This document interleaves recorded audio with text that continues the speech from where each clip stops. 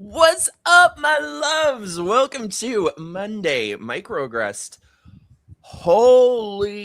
Okay, wait. I've heard you're supposed to wait. I forget the amount of time. If it's 30 seconds or some unspecified number of seconds before you can start cursing on YouTube. Not tonight. Fuck it. Holy shit, do we have a lot to talk about. There is so much over the last few days that's been going on that I was like, there is nobody on planet Earth I would rather talk to about all of it than this chick, because she is my favorite. I love you so much.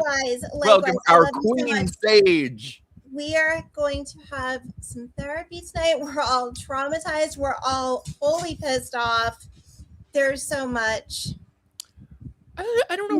We're not going to be kind. There's no kindness. There's no nothing.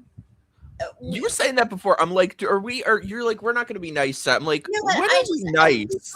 Because we just, I feel like we've sort of, we've been kind of cucked by civility to an unreasonable degree. Like, we really should be righteously angry, and yet when that happens, you're scolded, or it's like you're causing division, you're looking back in anger, you're making this worse, that don't stoop to their level. So do you just stand there and let yourself either be physically stabbed, metaphorically stabbed? Do you just surrender everything and be like, well, at least I wasn't problematic, at least I was nice? Like, I just think that we've gotten so civil in a sense that it's become, the civility has become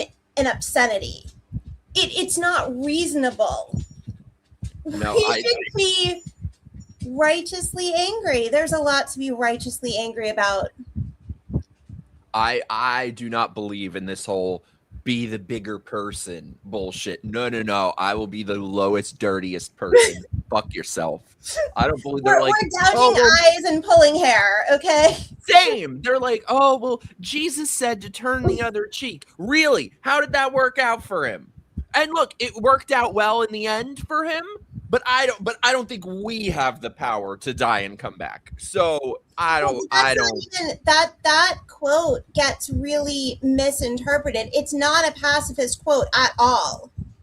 I know, these people are ridiculous. Also, by the way, though, hello to our beautiful chat friends. What's up, beautiful Mandy? How you doing? Hey, Trad Wolverine, Chris.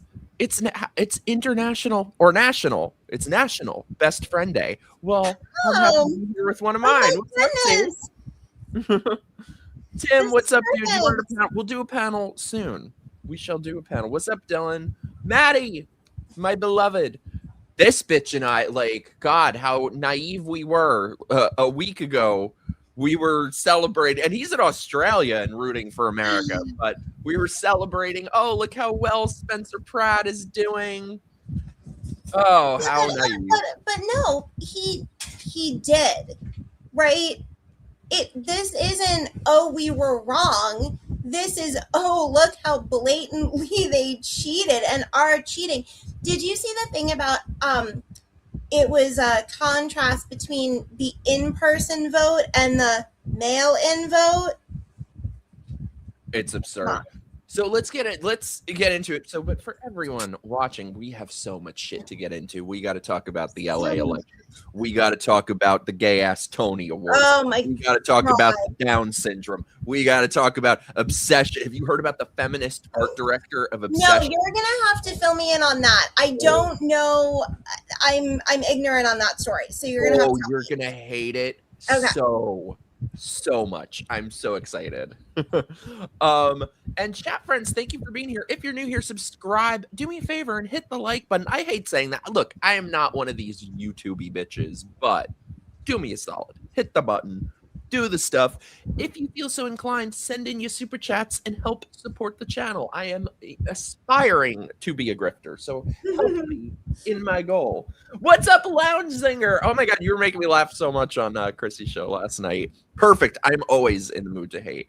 All right, so let's get into it. So first of all, we have got the most secure election in history since the last most secure election in history. What did you say? We've got the most secure election in history since the last most secure election in history. You know what kills me too is like I feel like, you know, they keep finding these bins, right, of the mail-in ballots. If they open the wrong bin of mail-in ballots, fucking Biden is going to be mayor of LA. I know, right? It's like Biden or Kamala Harris. What's up, Duke? Sage, it's not made for roads. I have my fan off. Do you have your like check your audio? Do you have your like what's it called? Let me check. Reduce go to audio, the audio settings, and hit reduce background. You know what? My fan was on because it's hot in here, but I just turned it off. And I'm sorry. Also, what's up, Colt? Do you prefer views on YouTube? Come to YouTube if you feel like it. That's where all the chat friends are. Oh, Colt he just followed me on Twitter. He's such a nice boy. He liked a whole bunch of my stuff, and I was so flattered. Awesome. Yeah. Wow. My grandma said she still receives a ballot from my sister in California and has not lived there in 10 years. Well, look, I've probably told the story a million times now, but my one experience with mail-in ballots was the last place I lived in New York. It was a small building. There were maybe 6 or 7 apartments in it. Each one was like a 3 or 4 bedroom. And so it had one mailbox, no lock on it, in front of the building for every apartment. So I open it one day in 2020. There's about 20 ballots in there. And they don't check ID in New York. If I were a person with bad intentions, I could have grabbed those ballots and voted 20 times for whoever the hell I want. And that's one little tiny minuscule grain of sand of what's happening. It's so crazy too, because I've never done a mail-in ballot, right? And I'm like 90s Gen X, so I'm not a youngin'. And to me, like, mail-in ballots growing up, like, it wasn't a thing. That was such a weird, like, it was a rarity. It was for like if you were infirm or you were overseas or you were like, when did this become this normal? Why in the fuck are you not leaving your house to vote? Like, I do not understand why this is even really a thing. Well, and that's the thing. It's the same thing with ID. All of their excuses, which are bullshit, of course, but all of their excuses of why people are too incompetent to get an ID and can't get an ID and can't leave their house. Look, I'm sorry. If you are not smart and if you do not hold the little spark of brain capacity to know how to get an ID, which means you can't do anything in life. I mean, in New York, there are entire buildings that you can't go into if you don't have an ID. You can't do anything without ID. So if you can't figure out how to get an ID, you don't need to vote. We don't need you voting. This is my thing. If you cannot figure out how to get an ID, this is a great litmus test. Then you shouldn't be voting. Okay, great, awesome. Like, other people will make decisions for you. Yeah, and this is where the Democrats' true racism, I love it. It comes to the front in such entertaining ways because who knew when your entire ideology is based on judging others exclusively by their identity for, happy, positive, progressive reasons, eventually you will see the ugliness and the bigotry beneath that because they think black people are just retarded. Those people don't have IDs. Those people don't know how to get IDs. They don't know how to go to the DMV. They don't know how to go online. They don't know how to use a computer. They don't, as Joe Biden said, they don't have jobs. They'll wrap it in some bullshit, right? So they're not gonna come out and be like, black people are retarded. It's gonna be some academic bullshit where it's like, black people have post-traumatic slave syndrome and they can't get an ID because of it. These people really do think that being black is like some sort of disease that makes you incompetent. They think it's like a mental illness that you can't work, can't get an ID, can't do anything. They love nothing more than just ill-functioning black people and third worlders. Like, that's what they love. It's their favorite thing. Like, it arouses them. I'm not being cute. I mean, sexually, I really think there's this politico-sexual fixation with Black and brown minorities and like the global South. It's so weird. 100%. Hi, my beautiful bee. What's up, David? Hi, Greetings from California. Did you survive the Great Florida? There was an earthquake? I might have slept through it. I didn't know there was an earthquake. This exactly, Tim. People were saying ramen voters were watching election results before they voted. Isn't that illegal? That's the new line of bullshit. Oh, they were holding back their ballots because of the governor race, which makes absolutely no sense. And now the vote count is completely disproportionate with what it is for the governor race. I want to pull this up. You know, we all remember the famous graph from 2020 that's just a vertical line of Joe Biden. And here's the thing too, like, let me tell you guys, because 2020, I was very active in politics. I was traveled the entire country. I was probably in 25 different cities. And let me tell you, you could feel Trump winning. You could feel the momentum, the excitement. Even in New York City, anytime I would wear a MAGA hat just to the grocery store or something, a dozen people would stop me and high-five me. It was all positive. And I will never forget on election night, looking up, oh, he's 15 points ahead in Pennsylvania. And then you wake up in the morning and he's, 1,000 points behind. It was a load of shit. So I want to pull this up. Oh, wait, before I do, thank you, my beautiful Maddie. Wait. I'm trying to, Adam has inspired me to be more, my beautiful friend. If Pratt just lost fairly, fine. It's not like LA isn't committed to its own destruction, but this was so blatant. It all went to that Nithya woman. Nothing to Pratt and nothing to Bass. Exactly. They cheated. 100%. And it's so disappointing because it has been years since there was somebody running for office that I genuinely believed in and felt genuinely passionate about. Probably the last, I was excited for DeSantis to run for president, and look how the fuck that went. So this is really the first time in a very long time. And I'm sorry, it will be the last time. It will be the last time that I ever get invested in someone running for office, because there's just no transparency. There's no way of knowing that anything is legitimate. I don't believe you. You're going to get sucked in again. And so am I, because we care. No, you are. And stupid. Sorry. Oh my God. Look at the baby. My Bassett is here. I wanted to pull this up though. It's unbelievable. Look at this bullshit. So here's I think something that people aren't talking about enough. Look at the first ballot drop after election day. It's completely proportionate to where everyone was.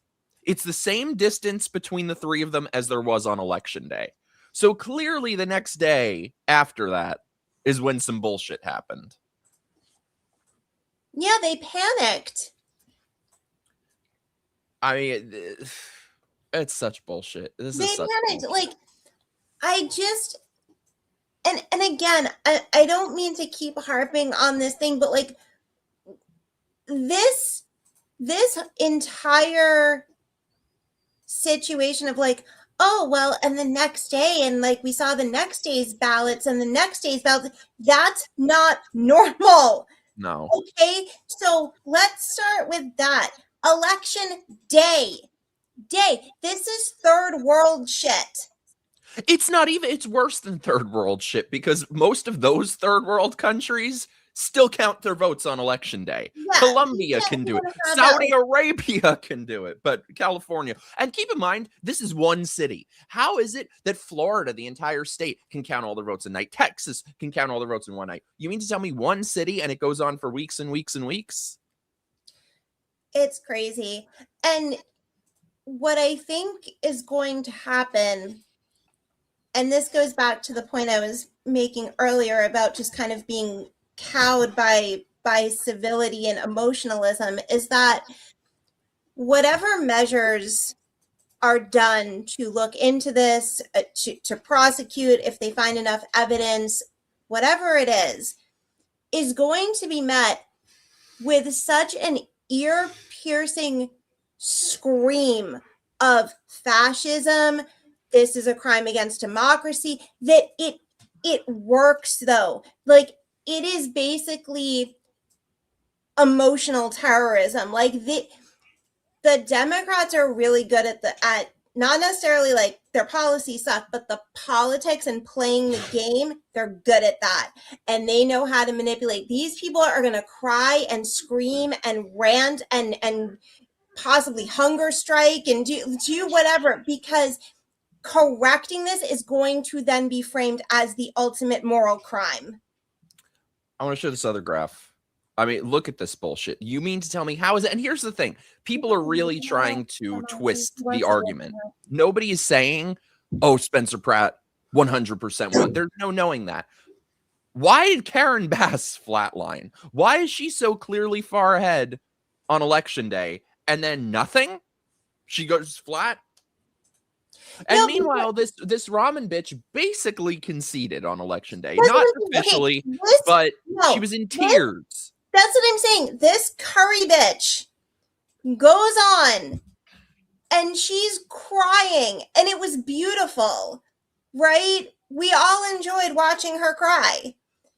And now suddenly it's like, oh, this surge of votes for her. And they're not even trying to pretend like, oh, and here's some for Karen Bass, because they don't have to. Like, they are so emboldened that they're just like, it doesn't, like, it feels like mockery at this point. Well, and that's what I was going to say is, I don't know if you saw this, but like a couple days before the election, Gavin Newsom was speaking and said his exact words, we have a break the glass option to make sure Republicans don't win. Yeah, it's called mail-in ballots. Nobody's curious about that. Nobody. Does that sound like democracy to you? The democracy people, can you imagine if Trump said that? Orange man bad, so it doesn't matter. Yeah, mail-in always comes for Democrats, not for all one candidate. It's insane. And here's the thing. They keep asking, what's the evidence of fraud? Which, first of all, you know, having eyes and a functioning brain, I would think, is evidence. However, they're going, what's the evidence? What's the evidence? And the thing is, none of us are election workers. None of us are in any sort of capacity to be able to have any authority to speak on it. The evidence, the actual official evidence of fraud is the exact same evidence of knowing that this is legitimate. Zero. It's like if I were to say to you, let's flip a coin. If it's tails, I'll give you $100. If it's heads, you have to give me $100. And then I'm going to leave the room. And I'm going to come back and say, it was heads. You owe me $100. Now, maybe I'm a totally honest person with good intentions and I really just flipped a coin and it was heads and I came back and told you.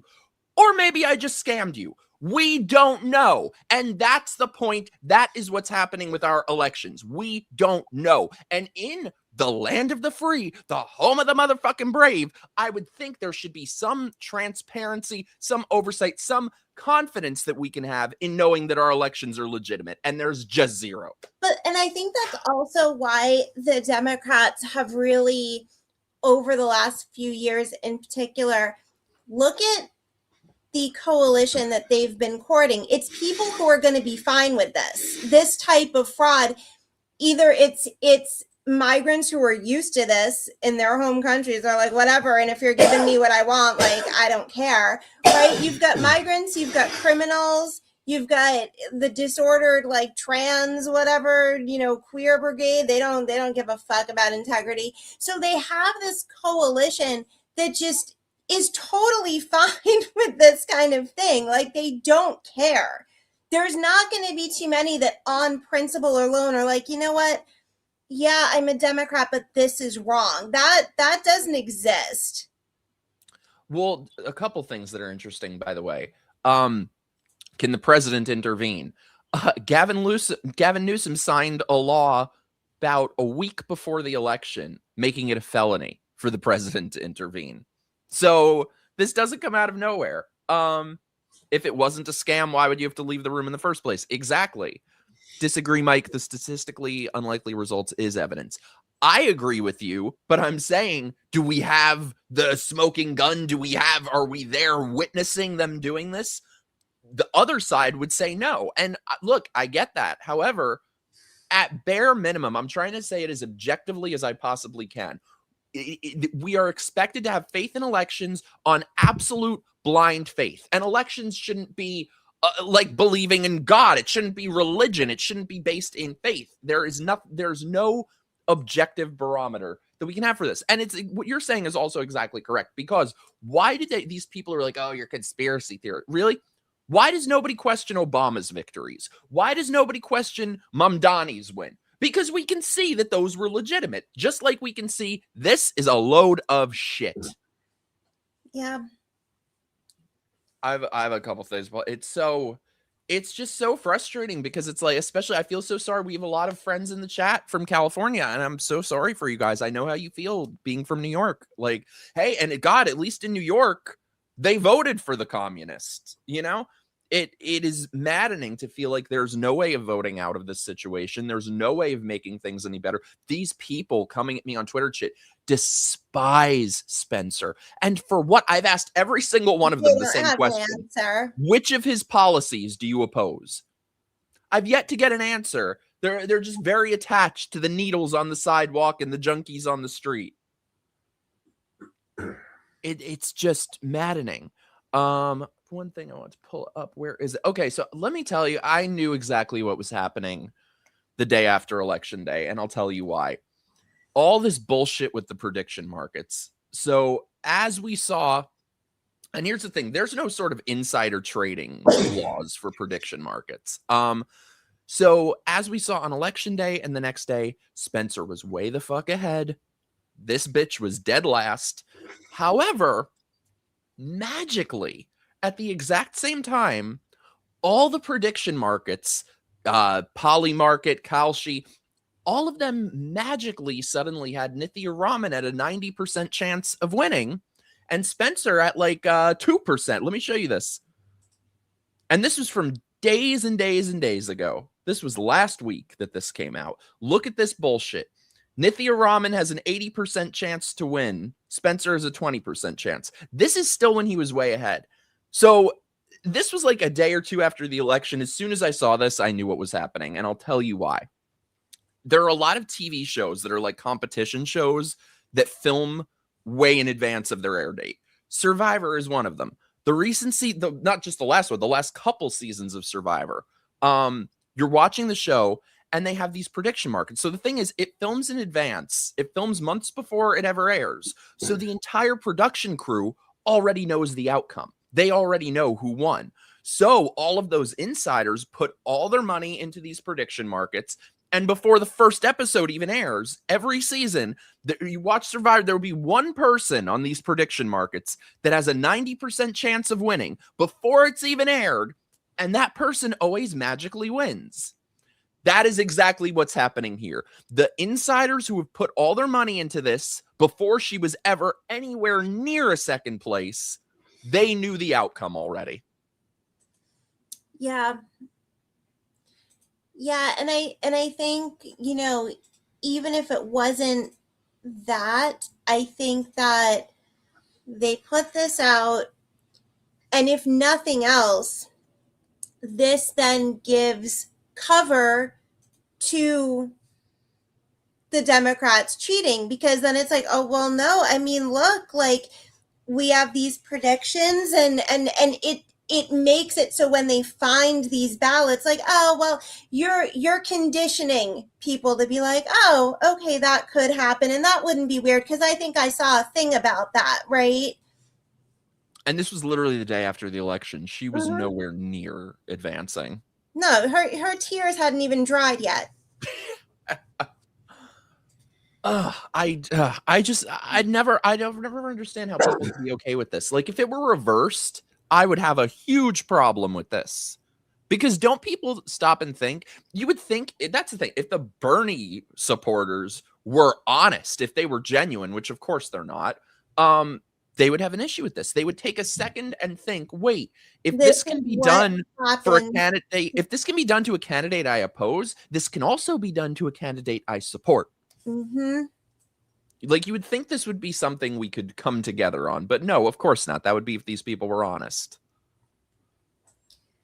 No, we don't come together on anything, Mikey, except hating the Jews, okay? Yeah, that's the one thing that bonds them all together. So did you see what Spencer posted? I want to show you this. This is very interesting. I don't know if you saw this. Show me. Look at this shit. A net swing of more than 43,000 votes since I Tuesday. did see this. 43,000, huh? Where have I seen that number before? Skid Row. 43,000 people experienced homelessness on any given night in Los Angeles. They said all her votes are coming from Skid Row. And there are a lot of people claiming that these homeless people on Skid Row were paid to vote. They were. Do you follow Cam Higby? Yeah, of course. Yeah, so Cam did a thing where he went to Skid Row. He was trying to document what they're doing with the homeless, and they register them to vote, and they give them like $5 or $10. They register them multiple times over multiple days. This is a thing. The homeless are just like, they're a resource for the Democrats to enshrine power and pad votes. Like, that's what they are. It's another reason why they're kept on the street. Have you seen this, by the way, the signature verification? This is an actual ballot that was put in. No signature, no nothing, accepted. Is that, hold on, is that, what am I looking at where it says voter sign here, do not, what am I looking at? Is that That's supposed to be the signature of the voter, which is supposed to match their signature in the computer. That's a smiley face. Because there's no ID, there's no signature verification, there's no nothing. There's nothing. Ugats is what you got. No, the whole government should be declared illegitimate. So do you think there's any way forward for this? If you were in California, what do you do? I don't know. I heard one of the lawyers who I believe works in the Attorney General's office in California, he was on a phone call on Glenn Beck's show today, and I heard a clip of it, and he was talking about how they are working to put together a case to actually file charges, possibly do arrests, all of that. That's going to take about a month or two. They need to wait until these results are certified, so they're official and everything. But he was asking people that if you have been if you basically have experienced any kind of voter fraud, like somebody trying to register with your name or somebody, whatever it is, to contact them, because they are trying to build a case that they want to bring. I don't know. I feel like, yeah, this is still ongoing. So the general is in November. What are we going to see between now and then? Like, this could be a powder keg. This could really kick off. I don't know. I really hope so. There should have been riots in the street, because this is the thing where, like, I know we always say, like, oh, well, it's the left that's violent. It's the left that riots. But the problem is there is still right and wrong. Okay. And there actually is a time for riots. There is a time for war. There is a time for violence. Like, look at history. Yes, there is. And there's right and wrong, and the left is wrong, and we're correct. Sorry, that's it. Not all things are equal. It's insane to me that anyone is okay with this. This is, thanks Tim for sending me this. This is a story you were talking about. And by the way, I saw another one about a woman who registered her dog to vote, and the dog was able to vote in California. She did it to prove a point about this. LA woman illegally paid homeless people to register to vote, including at her own address. Oh, and by the way, that fruitcake Benny Johnson did a video showing like an empty lot where there were hundreds of people registered at that address to vote, and there's no address there. Yep. It's insane. I think they're counting on the fact that they, meaning the Democrats, they like to scream a good game, but they know, I think they actually think that the Republicans generally, and including Trump, including MAGA, they know they're too damn decent to really do anything because they don't want to be seen as the bad guy. Like, there's no easier way to look really righteous and brave than to wage war against a quote enemy that you know damn well is no threat. Yeah. And means you no harm. And we see that a lot, not just with Democrats. We see that a lot. Well, and also let's not forget the fear that most people on the right would very rightly have after the scam of January 6th. You know, Yep. there was at worst a couple broken windows or something, but people assembling after watching the country in flames for 6 months. Yep.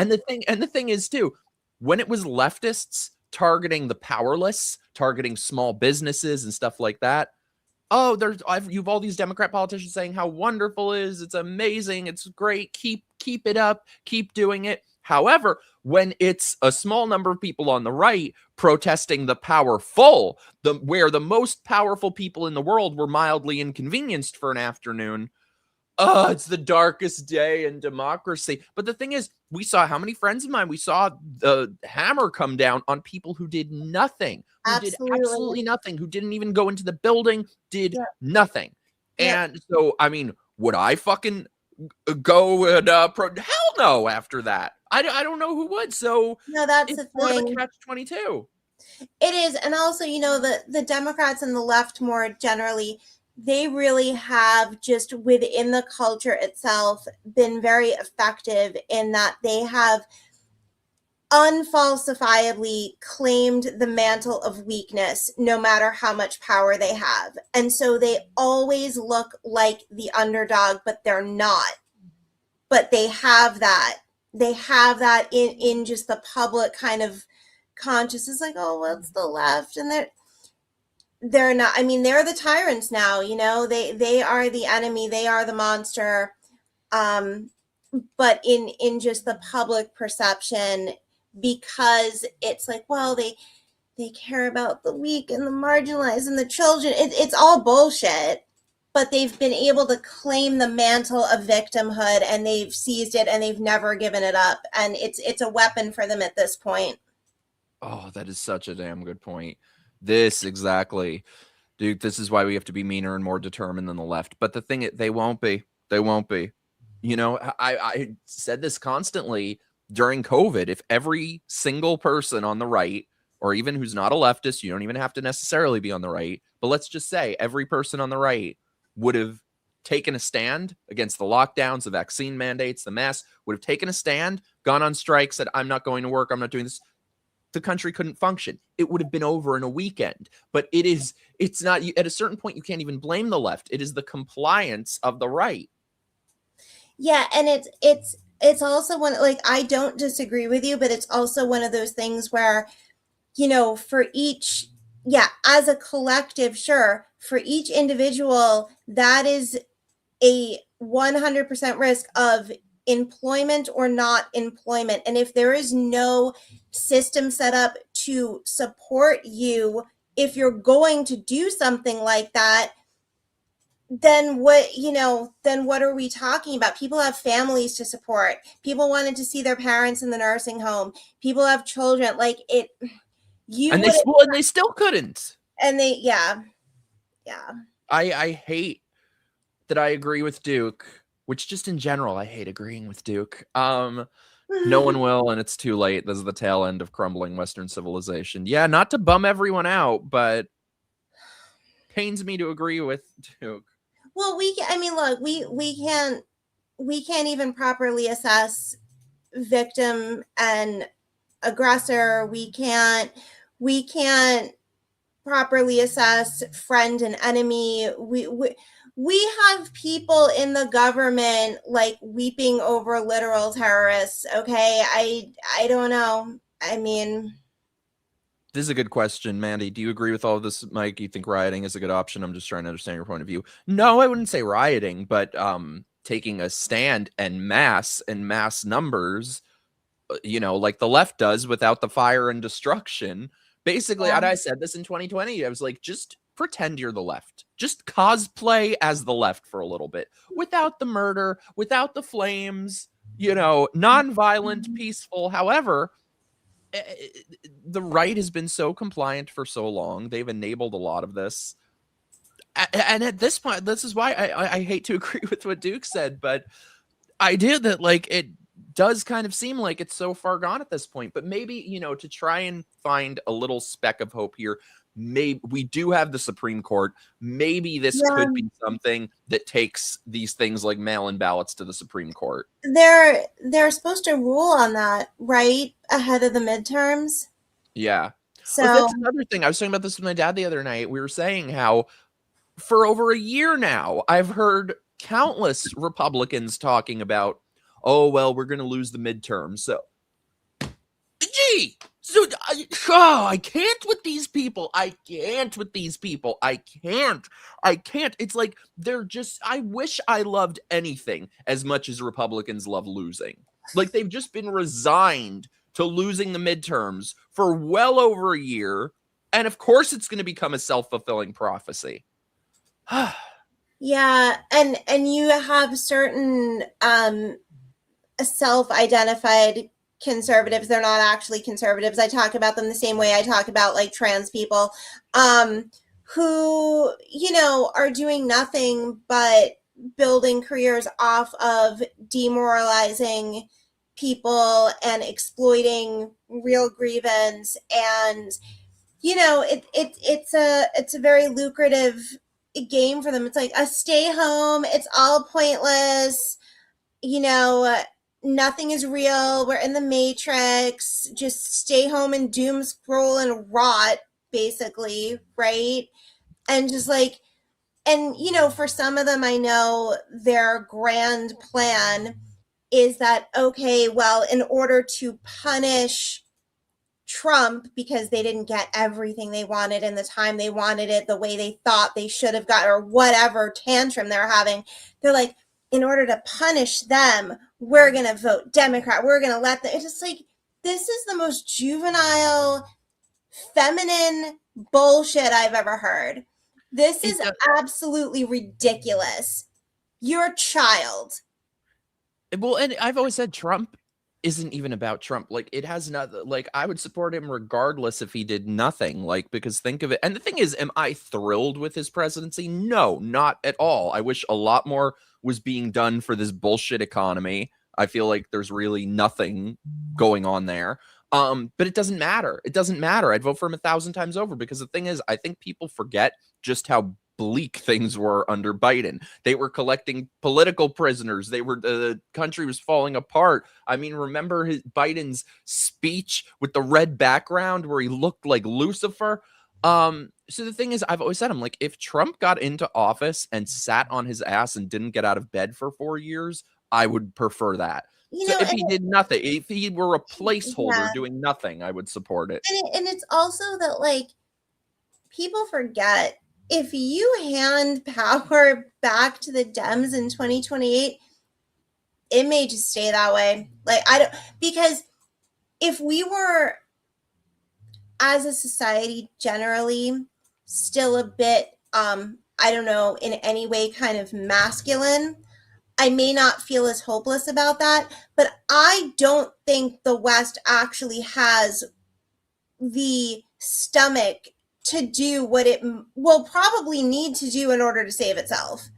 If you can't think about what, like, makes people lose their mind on both the left and the right now, and you're telling me that, like, you're gonna save Western civilization from blatant election corruption.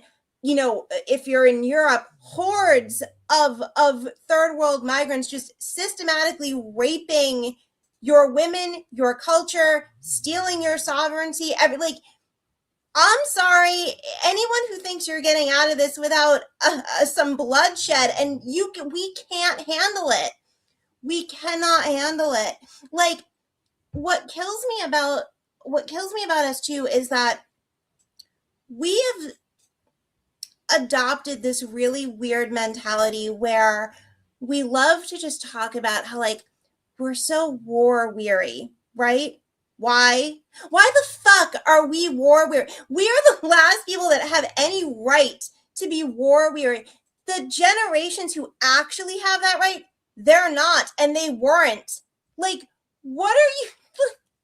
We had men go like fight World War II, storming the shores of hell. Okay, Yeah. and they complained, and they were so much less traumatized by that than we are. We still sit here and talk about like forever wars in Iraq. It's like, shut the fuck up. This is just ridiculous. Bunch of little bitches. God, I love you, Sage. We have no right to this level of trauma. I know. So how are you going to go save the West? Please tell me. I want to bring up a couple things that are very true. Eventually, the presidency will go back to the Dems. Republicans have no winners aside from Trump, and even if they somehow win next time, it's still only. Well, yeah, that's.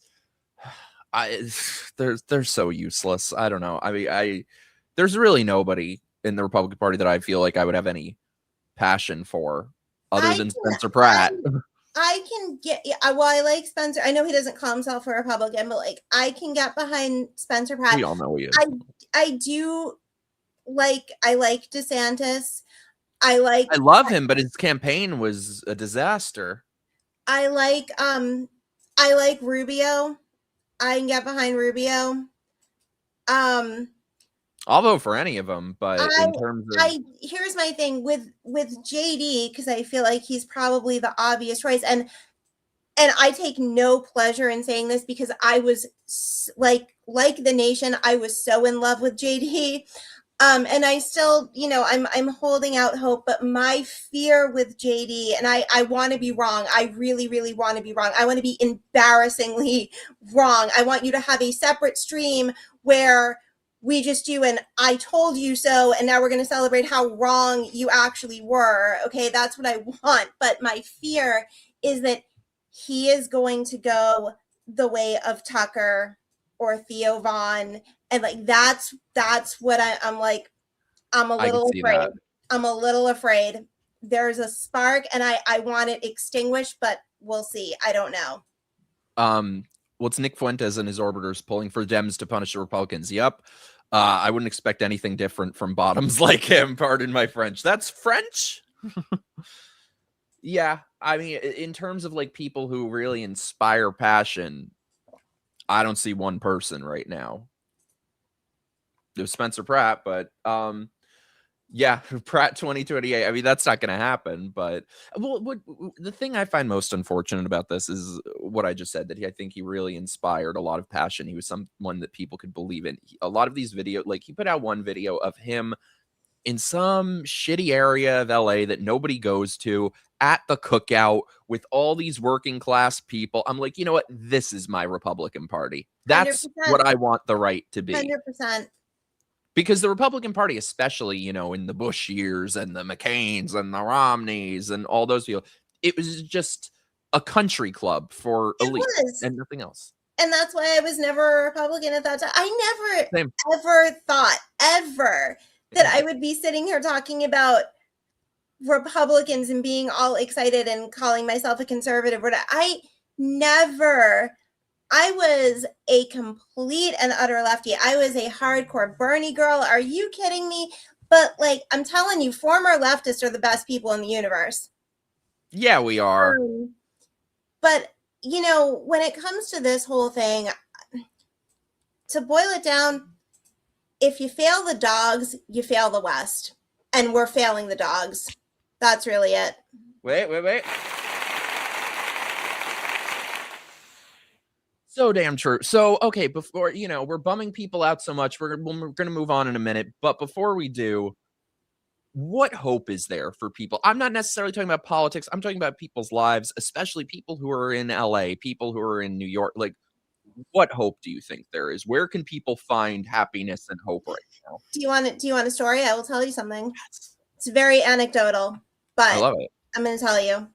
So on Saturday night, and keep in mind, I am in a deep blue state. Okay.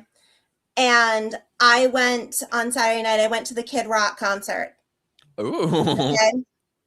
I want to go to a concert with you. And it was a good time. I had not been to a concert in forever, but we had some friends, and it was my birthday, so it was a present and blah blah blah. So anyway, wait, it was just your birthday? D-Day. I didn't know. Happy birthday. No, I don't. I'm quiet. I don't talk about it, but yes, but yes, D-Day. I share my birthday with D-Day. So anyway, went to the Kid Rock concert. Again, deep blue state. Okay. And I'm going to tell you, the spirit of Western civilization was loud and clear. It was sold out. And the thing that really struck me was not only was the youth presence overwhelming, okay, but it was a lot of youth. It was like an army of Gen X, right? Like 90s kids. And it was a portion of boomers who resisted hippie feminization. And this was complete Americana. These were the best people in the universe. Okay, it was a sea of like Trump t-shirts and USA t-shirts and TPUSA, and like it was the most pro-America, like Western chauvinist type of concert you can imagine. It was absolutely exhilarating. It felt religious. And again, deep blue state, and the youth was out, and they were loud and they were clear, and it was beautiful. So that, to me, a recent example that gave me hope. Oh, I love that. Also, chat says happy birthday, Sage. Thank you. We love you, B. Where is this? Thank you. Does Miss Sage have a YouTube account? I want to follow this lady. She's based it on fire. The bitch refuses to. Let me tell you, all these bitches that have podcasts that nobody wants to hear, the one person who we actually want to have one, and she refuses. I want to pat myself on the back. I feel like I discovered a superstar here. Look, oh my goodness. No, I know. And it's so flattering. I feel like I don't want to be solo. I want to be with I love being a co-host. I love being with someone. Let's do it. If you want to have a separate show and we just let's have a separate show. Okay. I would do that with you in a heartbeat. Absolutely. Let's do it. Okay, we're gonna think of a name. We're gonna. I think a name we were talking. The chat was talking about a long time ago for something was making enemies. Oh, that would be good. That would be good. We'll have to think about it, but okay, that might be the compromise, Mikey. If you anything that gets you yapping, you have MIKEroaggress'd, you have Pimcast. You're gonna be like. We'll see. I'm furiously job hunting at the moment, so let's see what happens with that. I am totally open until then. Okay, all right. Well, or probably after, but let's think about that then. But that is a really, really nice compliment. Thank you so much. That's what everyone always says on here. We love our Sage. A Jew and a half. We're witnessing the birth of a new podcast. Where was Mandy's code? I think Sage means the Utes. Speaking of French, Mike, voulez-vous coucher avec moi ce soir? Mandy, if I went that way, you would need a restraining order. Look at this beautiful bitch right here. If only I would voulez-vous your ce soir all the time. Speaking of which, we got to get into the Tony Awards. Oh, we're going to get into the... Oh, my God. We got something else. So what I wanted to say is, let me tell you guys where... you guys are the greatest. We'll call you Psych. Oh, sorry, I'm slow. Sage and Mike. I will tell you where to find your hope. Get the fuck out of politics. That doesn't mean give up. That doesn't mean be any less outspoken. That doesn't mean quit in any way. This cannot be someone's only focus in life. Believe me, every person I've ever known where this is their sole focus are the most miserable, unhappy people I've ever met. They lose their mind. They lose their mind. You can't. And I lost my mind for a long time. Like, I was just miserable when I was like, I'm like, I can't do it. I can't do it anymore. I can't. And that doesn't mean be shy. That doesn't mean be, speak your mind, be bold. However, find other things that make you happy.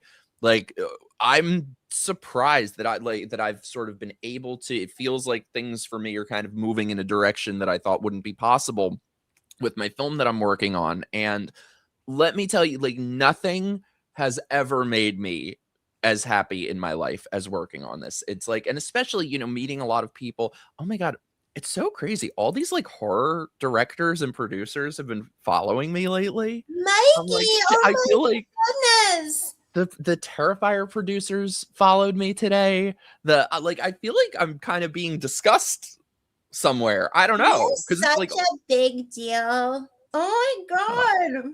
But no, I really feel like if anyone has something that makes them truly happy, no matter how impossible it seems, do it. Do that. You cannot have politics be your sole focus or something, get as far away from it as possible. And the thing is too, with me, like, a couple of years ago, I was in this really shitty relationship. And when it ended, I was devastated because I felt at the time, my job was in politics and everything I was doing was fucking politics. And so at the time I felt so heartbroken because I was like, I feel like nothing could ever make me happy like that. I feel like I'll never be happy again other than just like cooking dinner together. And, and that's a horrible thing. That was a flaw in me.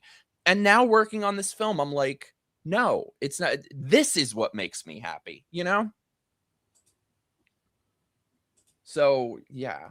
Aw, you're the greatest. Thank you, Tim. One day we'll all be able to say we knew Mikey, before the allegations. Come on. I'm hoping my sex scandal will happen one day. Hey, DeVille, what's up? Haven't seen you in a bit. Hollywood's gonna get him and he's gonna come on here with pink hair and a septum. Fuck you. I would never. The alphabet people are gonna have a hissy fit over what I wrote. It's cool that I have tomorrow. I got accepted into this writing program with the creator of Severance that starts tomorrow. Oh my God, I'm so happy for you. I saw you say that. Are you excited? I'm so excited. It starts tomorrow. I've been waiting. It's been like a couple weeks since I. Is it somewhere? Is it online or you're gonna go? Okay. No, it's over Zoom. But I don't know if he liked my script.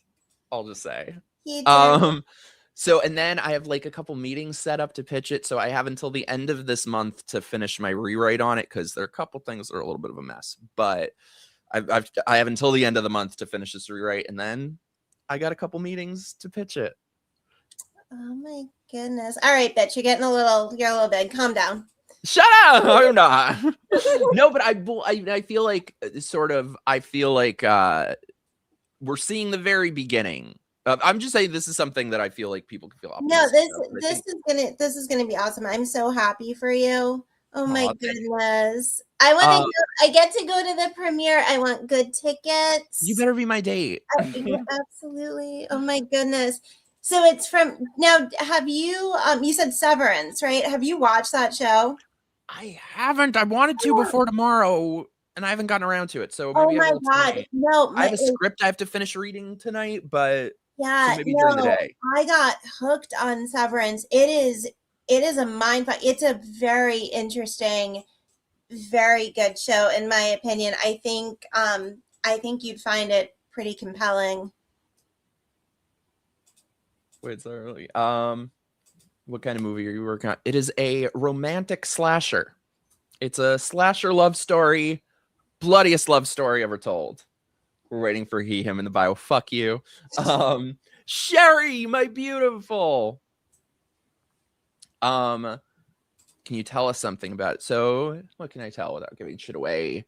It'll make the alphabet people mad. There's no politics in it. However, she said it perfectly. That I was talking to Sage once about why they would be so upset. She's like, I think it was about that when that story came out about the gay guy who left his wife of 15 years to come out.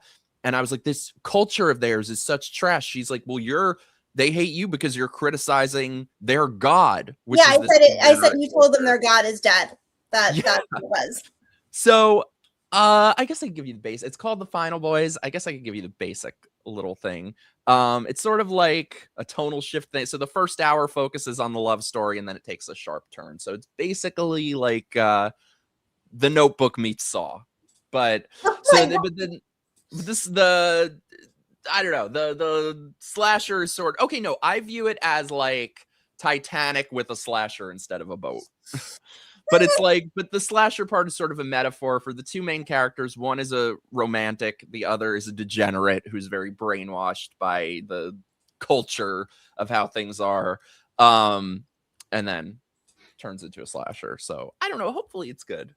But I think it definitely is sort of the metaphor of it is like the battle of love versus degeneracy. That's sort of the subtext.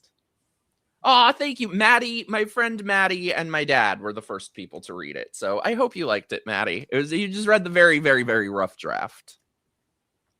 But I have someone awesome coming on the show on the 13th who we might have some news.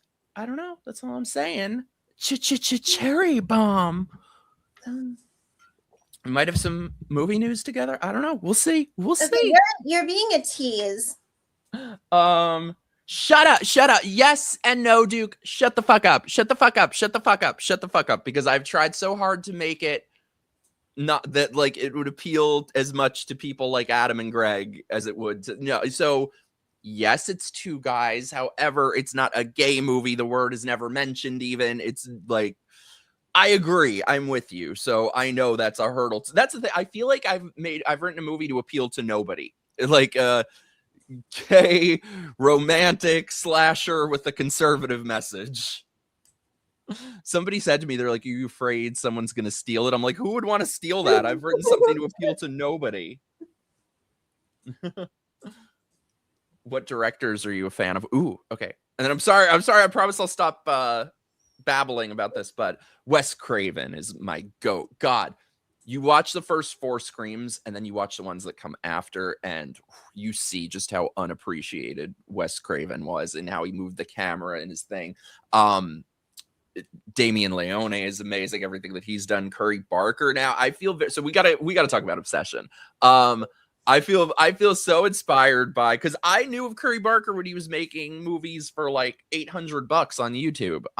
So I feel like we're just starting to see the beginning of actual independent art being able to get made and be successful and sort of forge its own way. You still haven't seen Obsession. Me? No. You have to.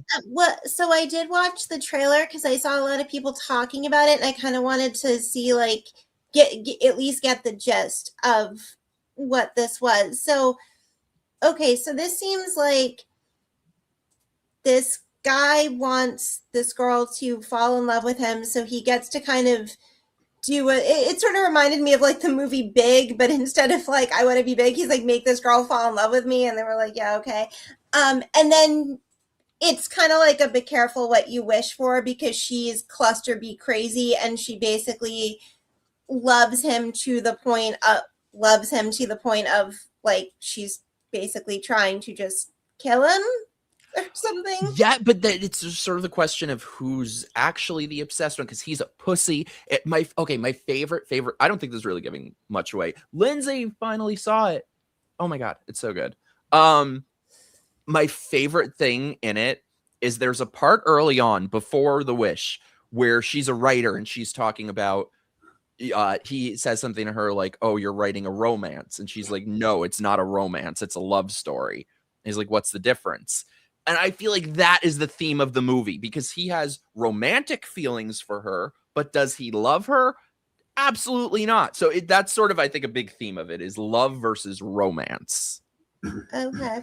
It's so good though. So yeah, we got to talk about this bitch. Oh my god. Okay, so tell me You are gonna what is hate this. happening So, here. by the way, wait, before we do, fucking Duke made me think of this. I gotta pull this up. This is horrendous. Have you seen the movie Bros? I don't think so. I watched it. So it came out a couple years ago. Fucking Billy Eichner, who I can't stand, and it was just alphabet, gay identity, communism, the motion picture. Oh my god, it's just. I gotta show you this. So every 2 seconds. Is it a horror movie or is he just being No. okay? Basically, no. It's a comedy. Unintentionally, I would agree, but. So I'm watching it, and every 2 seconds is just some identity label, gay this and queer that and LGBT. And I'm watching and watching it. I'm like, the word gay is a very short word. It's 3 letters. It takes maybe a 1/10 of a second to say that word. So because I'm mentally ill, edited together a compilation of the number of times that they say gay or LGBT or all these identity labels in the movie Bros. Are you ready for this? This is, I do love to torture you guys on this show. Are you ready for this? It's 1 minute and 46 seconds long. Cis white gay man. Cis white gay man. Cis white gay. Trans woman of color. Trans women of color. Black trans woman. LGBTQ plus. LGBTQ plus. LGBTQ plus. LGBTQ plus. LGBTQ plus. LGBTQ plus. LGBTQ. LGBTQ. LGBTQ. LGBTQ. LGBTQ. LGBTQ. LGBT. This is what it's like watching this. Queer. Straight acting. Straight man. Straight men. Straight guy. Straight guy. Straight people. Straight people. No. Straight people. Straight people. Straight people. Straight people. Gay people. Gay people. Gay people. Gay person. Gay men. Gay guys. Gay. Gay. Gay. Gay. Gay. Gay. Gay. Gay. Gay. Gay. Gay. Gay. Gay. Gay. Gay. Gay. Gay of gay. Gay. Gay. Gay. Gay. Gay. Gay. Gay men. Gay. Gay. Gay. Gay. Gay. Gay. Gay. Gay guy. Gay history. Gay. Gay sex. Gay kids. Gay stories. Gay men. Gay kids. Gay. Gay. Straight. Gay. Homosexuality. The straight gatekeepers of the world didn't allow for all of us to really succeed. Heterosexual terrorists. 7 soft penises. Transgender. Trans men. Trans lesbian. Lesbians. Your Lesbians. face, Lesbian. A bitch. lesbian. Lesbians. Bisexual.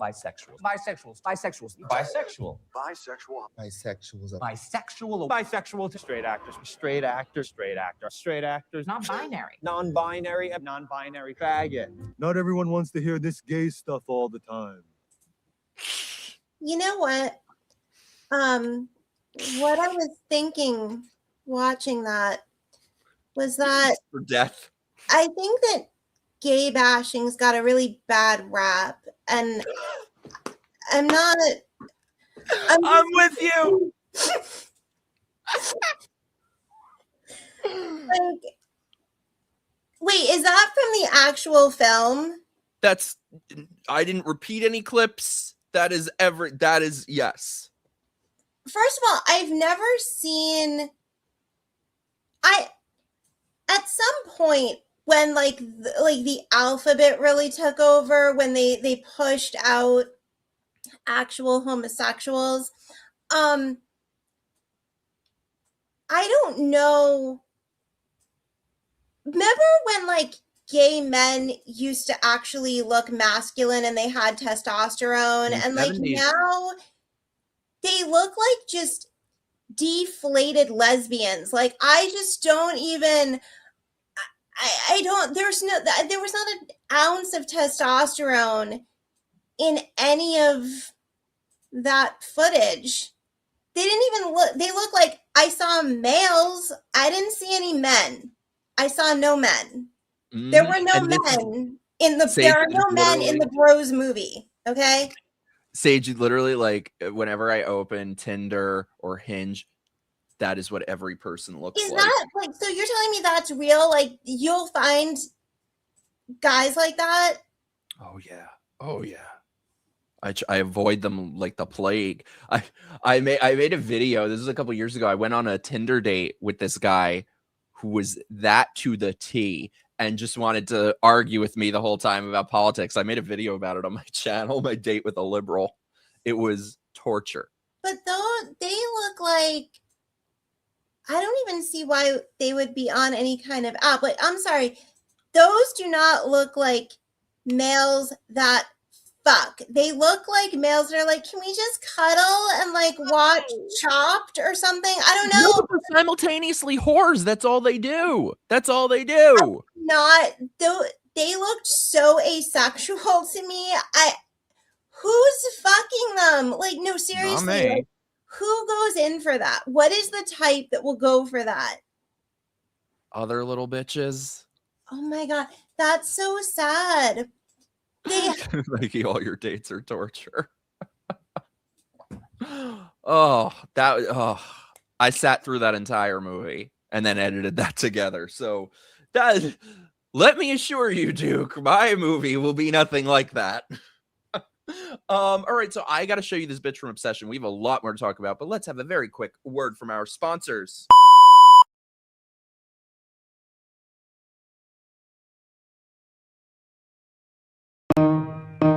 It's time for my grifting. Give me all your money. Don't just be a drifter. Help me be a grifter. Fuck you, pay me. Fuck you, pay me. So, that was like a Black Lives Matter activist that I'm putting in. So if you like the channel, help support the channel. Send in your super chats. Subscribe, like, do all the stuff. Or, you know, join my locals, join my Patreon, become a channel member. We are doing movie night this week. We have a couple movies to get to. We got Tales from the Crypt, Demon Night. What was the other one? We had a bunch. We have more we got to watch as well. We're going to do Showgirls. Yes, we got to get Josh to do Showgirls. Or yes, here's my logos. Join the link. I'm trying to hit my YouTube minimum for the month. So any super chats are greatly appreciated in my fun employment era, which is hopefully coming to an end shortly. I wish you had somewhere where I could direct you, but yeah, she's on Twitter. That's her Twitter, Sage501. Her ex. I mean, we mouthy little nobody. Shit, you are not. You are everybody. You are everybody. Sage. Yeah, I'm not saying that to be like. So I'm like I wear that with pride. I'll be a mouthy little nobody. Yeah. Whatever. You're not a nobody. You're everyone to us. Yes, we would Changeling, Waiting for Guffman. I have our watch list on Letterboxd. I gotta find it. But yeah, we got a lot coming up. All right, Sage, are you ready to hear about the feminist art director of Obsession? Yeah, clue me in on this because I know nothing. So this story, I'm back at you. I'm very ignorant on this story. I don't know anything, so you have to completely fill me in on this. So I know you come from a creative background. Have you ever worked on? Oh yes, Maddie the Blob. I know you come from a creative theater background. Have you ever worked on like very, very, very low budget films? No, I have no film experience whatsoever. I was theater and mainly dance, mainly ballet. No. Oh, I want to watch you do ballet. Well, so I have, especially back in the day before I was doing this, that was my entire former life. And it's either for you or it's not.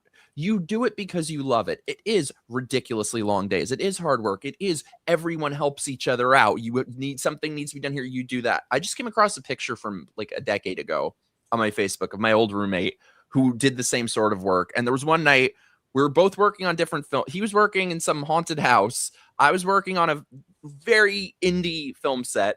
We both got back at daylight. Both of us covered in fake blood and went out for coffee and cigarettes. And I was like, you know what? I've never been happier in my life. So for someone to be, and I said this, I'm like, do you know how many people would kill, millions of people would kill to work for minimum wage, to work for nothing on a project like this?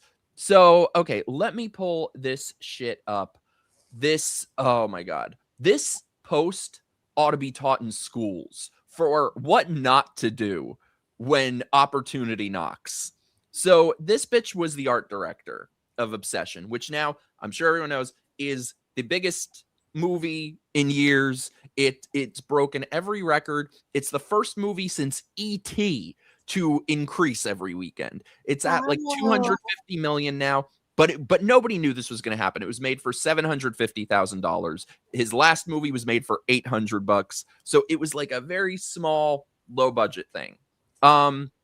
So this bitch, how much I made on Obsession. And by the way, we all know what's coming. Like, just count the days until she's saying, oh, because I'm a woman, whatever. So let me read you her post. I've debated this for a long time. I've been holding a lot of weight over the past 2 years since the I already hate her. I don't. I'm out. I'm good. She's send her to jail. I don't know. I'm good.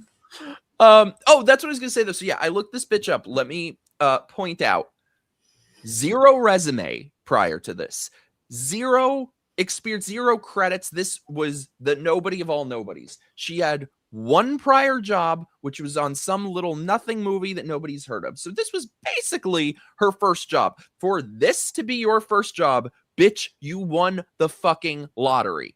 So it's amazing to me how, like, all you would have to do is put on your resume, go around, I was the art director of Obsession, and you would have people banging down your door. But so this really goes to show. She's bitching about like money and exploitation. Is that what it is? Oh yeah, you know what it's going to be. Okay, But yeah, I know what's coming. I knew from the first 2 sentences. I know exactly what's coming. This is like a my truth kind of person. Yeah, of course. You know. Oh yeah, that was more bullshit, Dylan. Where was I? Obsession was made for $750K and is projected to make $250 million. How much I made? $300 a day as art director. This came out to $6,741 after taxes. No mileage. Let me tell you what I got paid when I was doing this sort of work. Maybe on a good one, maybe $100 a day. That's what the standard usually is for things like this. They were paying her much more than films at this budget normally make. Also, it was the shoot was about 20 to 25 days. It was less than a month. That's after taxes. She made 10 grand for less than a month's work. That is like double what the average American makes. I did know the rate beforehand and agreed to it. But I'm still a victim. But at this point, I was living paycheck to paycheck. Because this was like your first job, basically. And, okay, there are people in their 50s living paycheck to paycheck. So, cry me a river, bitch. I don't understand. This is the reality of most filmmakers, especially those who work below the line. We become a line in the budget sheet to keep as low as possible. Yes! Yes! It's like, do you know, it is a miracle to get a movie like this made for that low of a budget. Like, shit is, believe me, I've been going through budgets.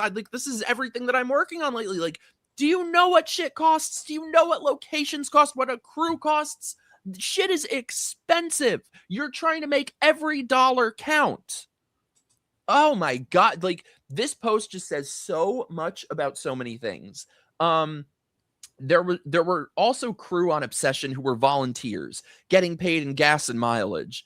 This wasn't even paid on time. So to make a $250 million grossing film, some of these amazing people had to come out of pocket to work on set. By the way, also, a lot of people are saying, oh, well, the crew should be getting bonuses and stuff. They probably will be. The thing is, all these people bitching and taking her side don't know anything. It takes 90 days after a movie is released before the studio even sees any money from the box office. They have probably received nothing from it yet. So nothing from nothing is nothing, bitch. Where was I? This is the craziest part.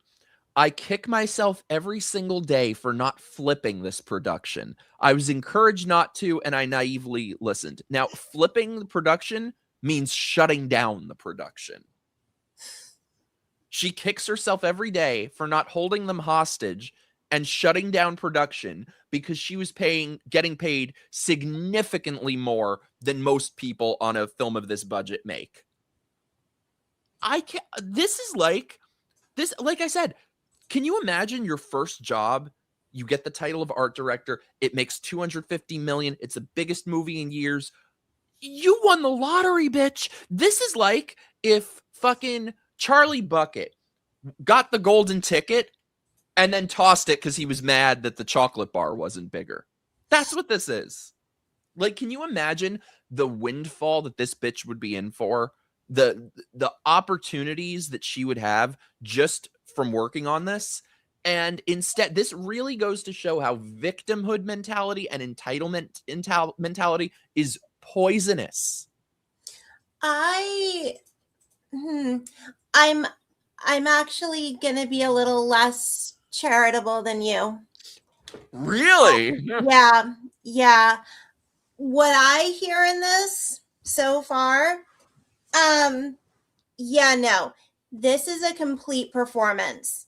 This is a performance. She knows this is cunning. She knows exactly what she's doing because this type of thing you can monetize. She's thinking that she's going to get notoriety and fame and opportunity off of doing this. This is calculated. This is performative. This is not sincere.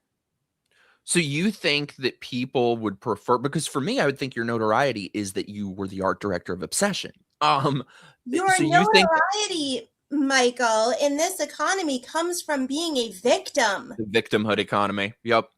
It's amazing though that like she's a victim. And did you go back up when she talks about the volunteers, how when they weren't even paid on time, she's also a righteous warrior for the oppressed, right?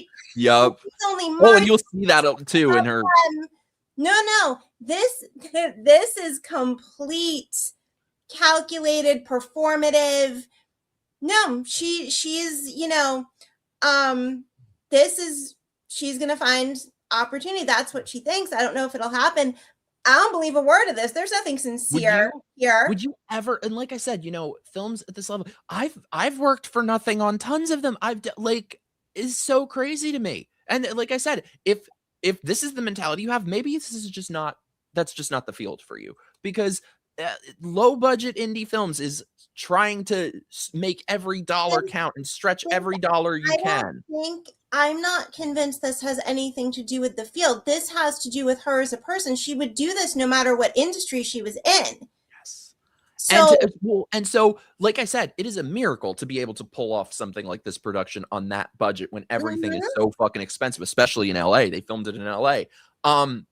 So for this bitch to say, I kick myself every day that I didn't shut down production. When you're the fucking art director, that's like basically a graphic designer. It's not like you're the cinematographer or some shit.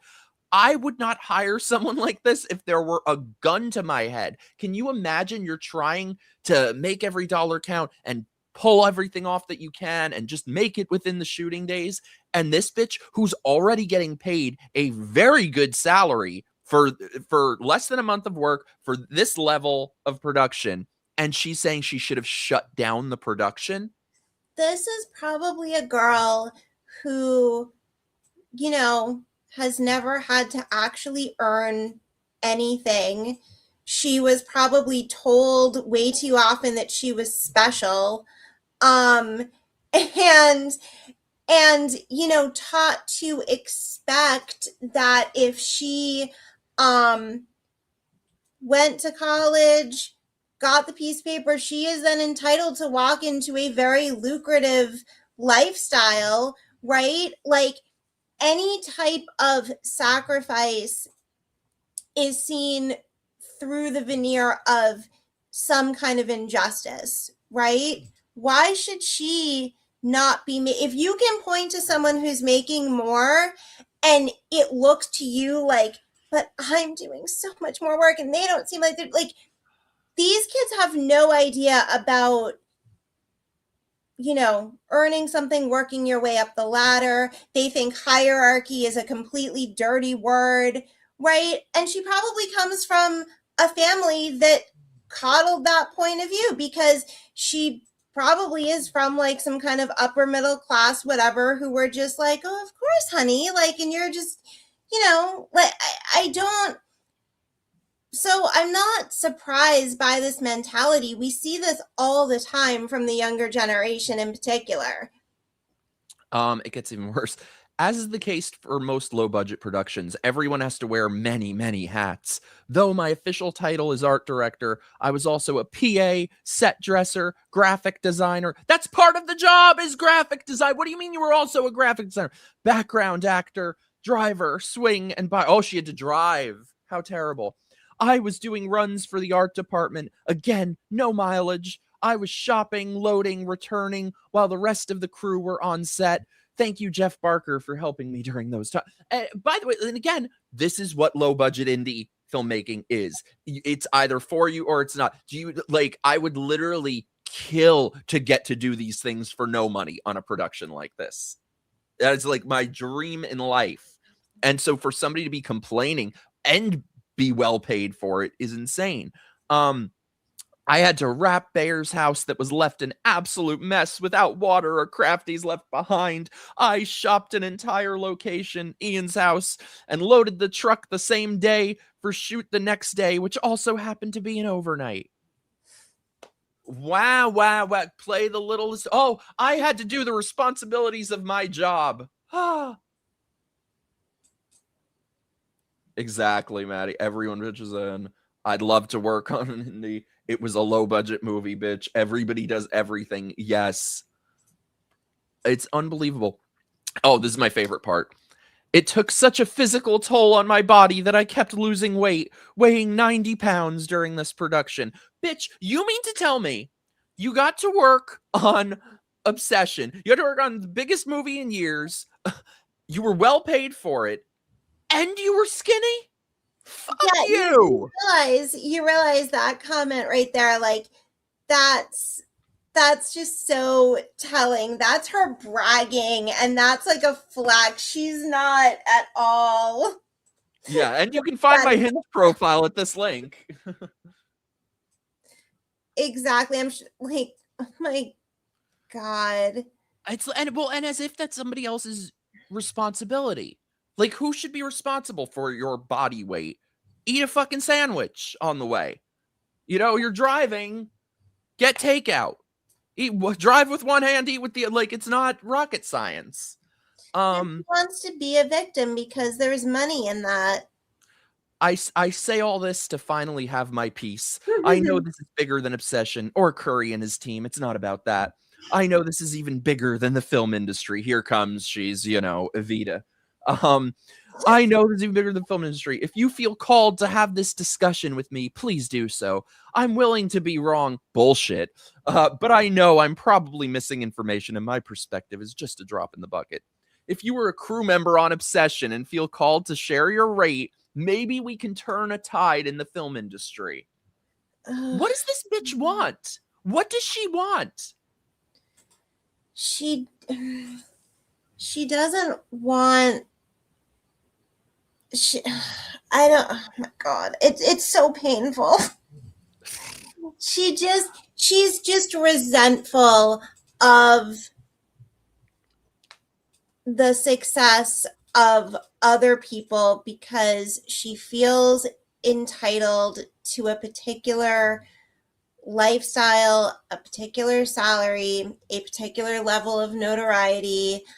And it's really no different than, remember that video from a couple of years ago about the he, they, or whatever that was working at Starbucks that had that breakdown about having to work an 8-hour shift. Oh my God. Just that.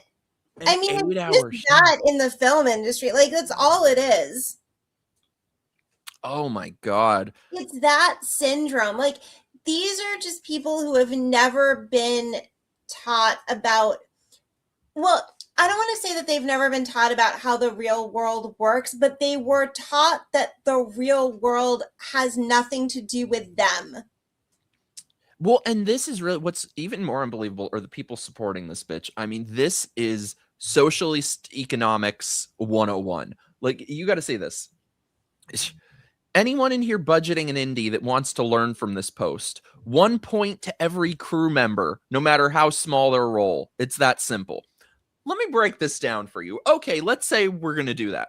First of all, right off the bat, movie theaters take 50% of the box office. They take half. So 50% is already gone.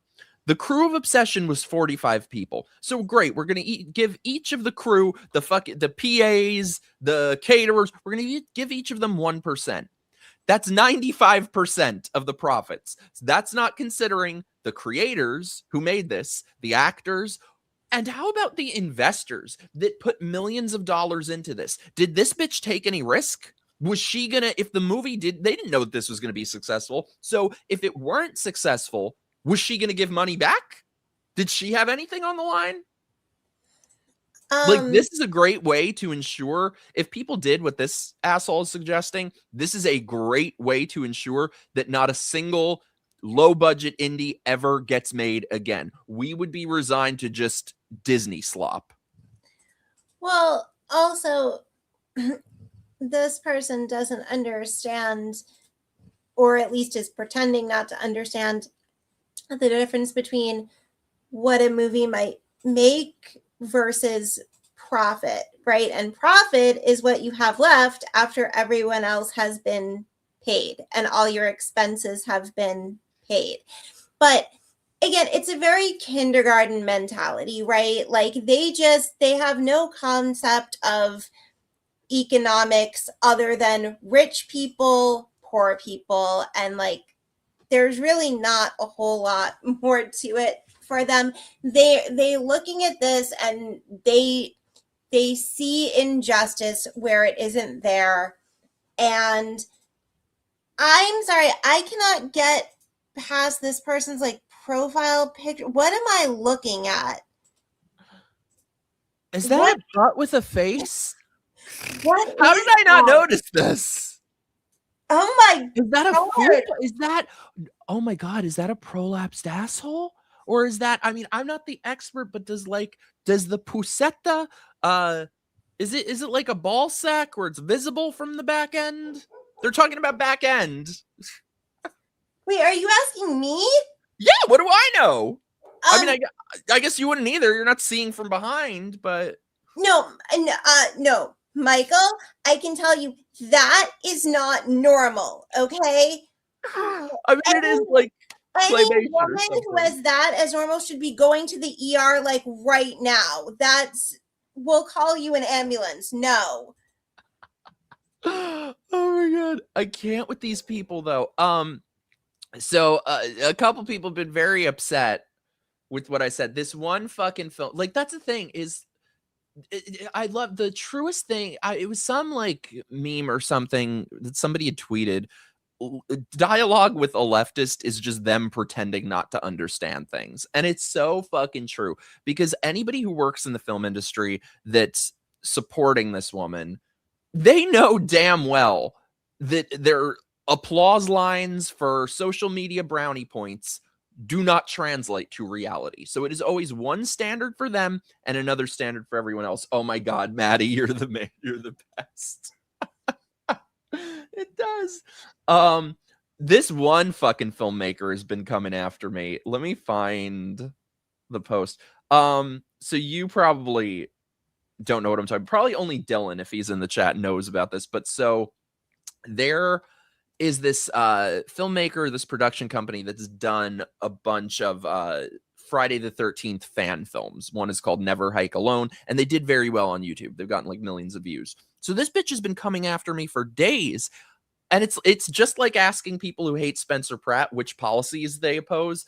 So I've asked him every single time, great, the people, the below the line crew on your films, the PAs, the art department, what percentage of your YouTube revenue are they receiving? He won't answer that because we all know it doesn't take very long to count to zero. So he knows that would never fly with his films, that wouldn't be possible, that doesn't work. But everyone else should have to. It's with these fucking socialists, it is always One rules for that. One set of rules for them. One set of rules for you. You know, He just wants open to borders for be- you, gated communities for them. Well, that's what it is, you know, and for him, like, he wants to be seen, right? Showing support for this because that benefits him also. And he might really believe it, but yeah, like in the abstract, not for him. But I literally contributed money to this motherfucker's Kickstarters for years. Look at it's so true. What someone, I forget, someone in the chat said this, but it's like, oh no, work. These people are allergic to hard work. She's literally bitching, oh no, I had to work. And I mean, look at this. This is the guy I'm talking about. Bro, fuck off. People die. People die from working. People die from work. That's always you know, leftists have two modes. One is they pretend not to understand, and the second is to just say people are dying. yeah, And questions are supposed to people cease. are dying, genocide, billionaires, you know, they're all like one word kind of things. Oh, I can't with these people. I can't with these people. They just do not exist in reality. So yeah, I think her post ought to be taught in business schools for how to fumble an opportunity. Have there been people though who have been, you know, critiquing her Many, post? I would actually say the vast majority. Okay, good. Even it's funny. There's this one filmmaker who fucking hates me because he's like very leftist and is agreeing with everything I post. I'm like, geez, to make us agree on something. Good. You know, well, someone that signs of hope right there too. So we can move on in a minute, but I just want to show you. So she came out with her follow-up today. Oh, she's got more. I feel no obligation to clear any misunderstandings from my last post. More importantly, I hear you're hurt and I shoulder it with you. This is that fucking holding space therapy language. It's therapy speak. Yeah. Oh, I hate therapy talk. Yeah, people are dying. What I posted struck a nerve, not because it was a singular story of being overlooked. How were you overlooked? You worked on the biggest movie forever. You were paid well for it. You will probably continue to be paid well because most likely in a couple weeks, all these people are going to get big fat checks.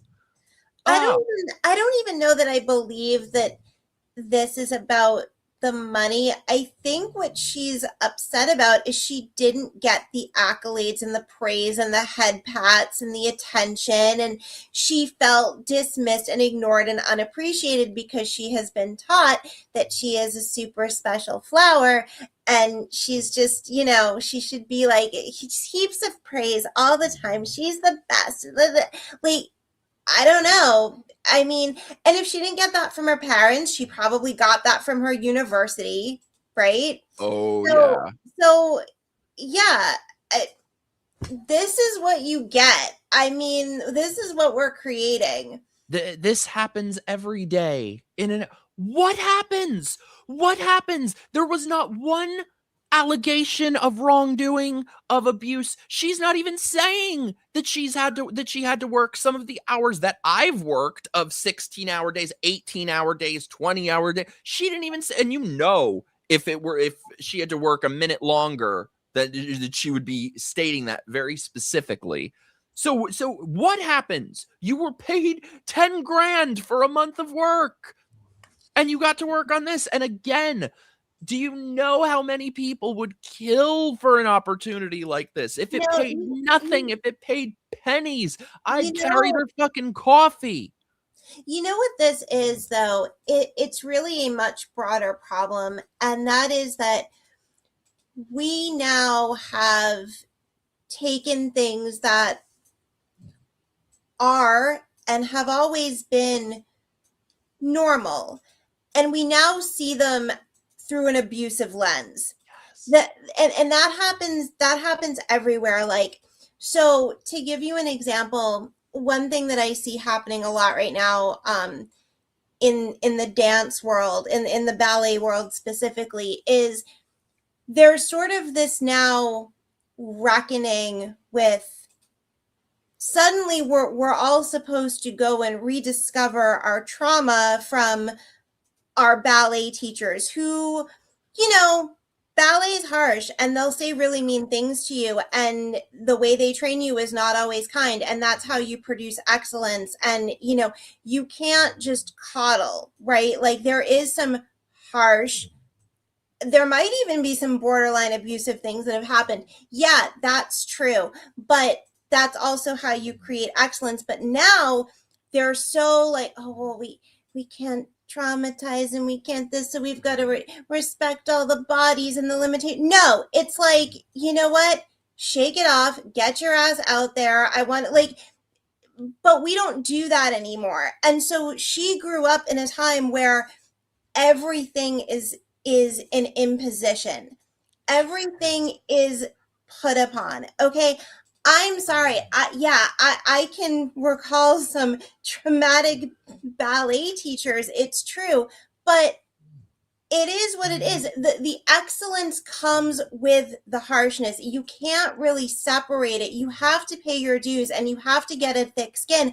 And we don't ask that of people anymore. We don't expect that. We don't expect emotional resilience from anybody. We're just supposed to always treat people like they're in, you know, therapy or like in a mental institution, basically, and they're super fragile and they're gonna, I mean, my God, my ballet teacher told me in front of the entire class that I needed a breast reduction. Okay. Like, I mean, Your breasts are beautiful. but I have my grandmother's body. I'm a busty girl. And that was just the Good reality. for you. You know, I mean, Oh yeah, in ballet they don't like that, right? they hate it. Now, my grandmother was actually a professional ballerina, but that was also at a very different time when the standard for your body was much different. That is just the reality. I am too busty. I am too short. That is why I never got anywhere, really, like nowhere professional.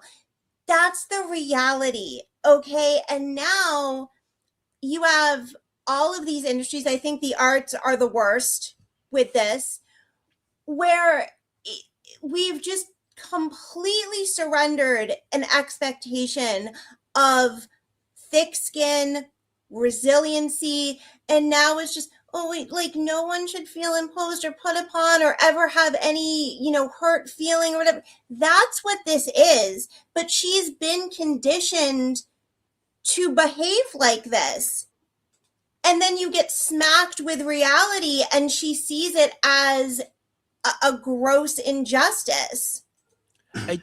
I relate so much to what you just said that, yeah, I grew up singing in bands, and I feel lucky that I realized when I was pretty young, I'm like, you know what, I'm not good enough at this to pursue this in any way. Like the best thing I could say is like, I'm fine at it, but I got screwed in the gene pool because my entire family are all musicians and I am not very good. Or no, my dad said to me recently, my dad read my script and he said to me, he's like, are you going to play the lead role? And I was like, oh God, no. And he goes, oh good, you need a real good actor for it. But yeah, no, and also with my script, like anybody who's read it, I'm like, please rip it to shreds. Tell me everything that's wrong with it. Like this one filmmaker I know who I really respect had read it, and I said, I was like, I really don't like the opening scene that I have, and I can't figure out why I don't like it. And he said the most spot on thing. He said the rest of the film feels like a theatrical film. That opening scene feels like a streaming film. I was like, oh, never mind. It's gone. Delete. That's all you had to say. And so because of that, I was able to write a new one that's much better. But they told you people don't want that. People don't want to work. People don't, you know. And they told you the truth. Yes. I relate to this so much. You big tits too, Mike. I mean, if I keep eating at this rate, I'm jealous of this bitch. She was down to 90 pounds. I want to be down to 90 pounds. I know, right? This gets even crazier though. I am actively speaking to the local 800. That's the fucking union. Oh, she's going to the union, yeah. Which this was a non-union production. So maybe there's some technicality that I'm unaware of, but I don't know how you can report a non-union production to the union. But so she's now threatened that she wanted to shut down production, and now she's filing complaints with the union. And over what? Over what? over being paid very well for a month of work. I encourage you to reach out to your respective union, whether you are a member or not. Okay, that means she ain't even in the fucking union. To discuss a future where we can continue to make the art we love so much for years and years to get blah, blah, just a bunch of bullshit. You know what's crazy, though, is like, because she obviously, she sees herself as, you know, she's this free creative artist and all of that, right? But like, no, she is a complete bureaucrat, because that's actually what she wants. Like, she is looking for things to be so by the book, and you go by the HR manual, and it's this, and you don't do like. So she's and that's not what low budget filmmaking is, which is why I love it. And that's what they all are. Like, I'm not just talking about in the film industry, but like, you see this with the younger people. Like, they think they're so rebellious and they're so anti-authority. These are the most bureaucratically minded people, certainly the most bureaucratic minded generation that we've seen and possibly ever. They want rules. They want constant mediation to make sure everything is just so and everything is totally fair. And you're not like, that's what this is. These are the types that want intimacy coordinators. Yep, 100%. That's what this is. Here comes we knew she was going to be a My Truth person. And to those not in the industry, I see you too. It is finally time to speak your truth. Your truth, not the truth, not the truth. We don't like the truth, your truth. Do not be afraid. We face the powers that were together. Yeah, the ultra powerful artists that were making films for $800 on YouTube and then got to make one for $750,000. If the local 800 covers your position, connect with blah, blah, blah. Here's where to file your HR complaints. See? HR, right there. Right there. Would you ever hire this? I'm telling you, if there were a gun to my head, I would not hire someone like this. I'm not sure I'd spit on her if she was on fire, so no.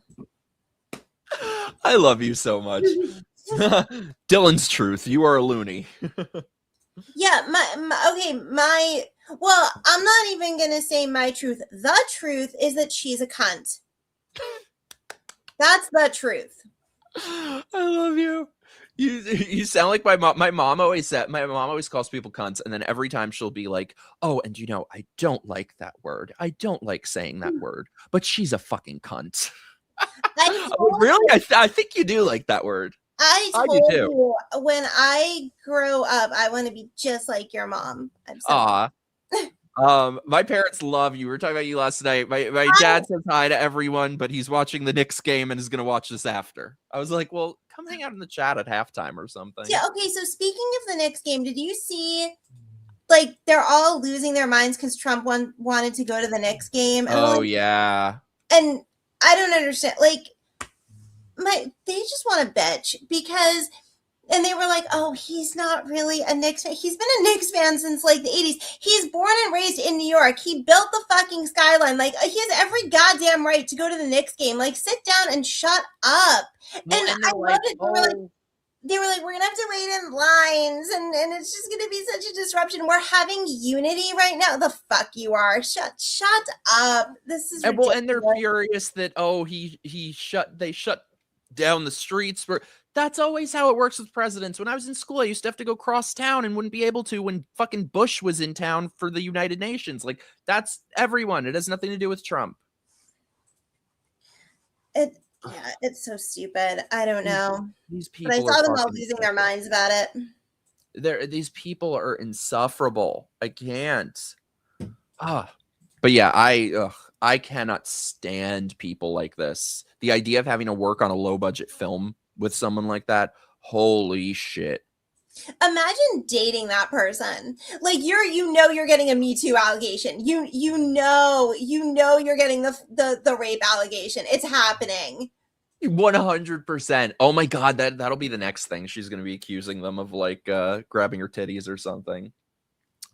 Sea Striker. Wait. Let me sound effect. Wait, where is it? Oh my god. Why did my sound effect? really bad at this, you guys. You know, my fucking channel, this shit's held together with Scotch tape. Thank you so much, C Striker. Speaking of script critique, is it too late to send you my script? Send it, bitch. I'm waiting to see it. Send it to me. You got my email? Sorry I'm taking so long. It's just so bare bones and I feel kind of dumb about it. No, don't at all. Don't at all. Which, totally up to you if you want to send something rough or take your time. Totally up to you. However, I would love to read it. Somebody who's a pretty accomplished horror director gave me really good advice once, that he said, first you have to write the bad version, then you have to write the impossible version in terms of logistics and budget and stuff. Then once you have those locked down, then you can write the realistic shooting script. So write the bad version. God, I've had 1,000 bad versions of mine. I'm still between bad and impossible. I got like 3 weeks left to finish the impossible version, but do it. I can't wait to read it. It's going to be amazing. And like my lifelong goal, if I can just get this thing made, my long-term goal is to be able to start a production company, to be able to make other people's stuff and make stuff that's actually independent and subversive and goes against the grain. So I really feel very optimistic about where things are headed in terms of filmmaking. I think we're just starting to be on a bit of a better path, and now is the time. Now is the time. Do it. Aw, Maddie, you're the best. Thank you so much. If that was the bad version, I can't wait for the good. Aw, I'm so happy Maddie got to read my script because he is my movie twin. So thank you so much. I'm so honored. You really liked it? Aw, thanks, dude. Dylan, I'll try to send you a treatment or two of some projects I'm brainstorming writing by Sunday. Yes, send it to me. By the way, y'all, I'm not saying that I'm like any sort of authority or the greatest writer in the world or anything. However, I would love to read anyone's stuff and help however I can. I'm not saying I'm that good, though, so I don't know if you want my input, but I'm happy to give it anyway. Holy shit, though. There are so many. It's amazing. Like, this has been a pretty eventful week. Like, there's been a lot of bullshit and a lot of assholes. Like, we still have so much to get into. Should we get into the... Oh, by the way, I was going to say also, it's funny. My dad called me last night, and I'm assuming what this means is someone said some shit about me to him. So my dad calls me last night, and I'm surprised you'd even ask me this after all these years. My dad calls me last night. He's like, just remind me again why you hate the alphabet people. He's like, what is it about the LGBT you don't like? I was like, how long do you have? That was the first thing he said when he called me last night. I looked at my phone after I hung up. 2 hours and 17 minutes. So I was like, let me break it down for you. I was like, let's go letter by letter, and I'll tell you my issues with each letter. But at the same time, like, who really do you need to go letter by letter? Because who has a problem with the bees? Like, who's really raging against bisexuals? Sure, it's funny. That's the one I skipped because I believe there may be 7 actual bisexuals in the world. Exactly. Like, and like, let's be real.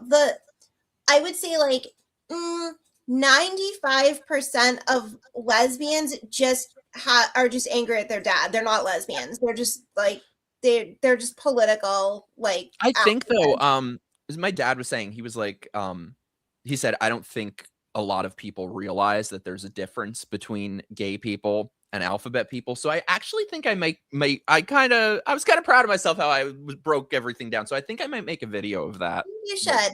That would be letter good. by letter. And we need to hear it from like a gay man. You know, like, that's the thing. Like, how do you feel like you're surviving Pride Month so far?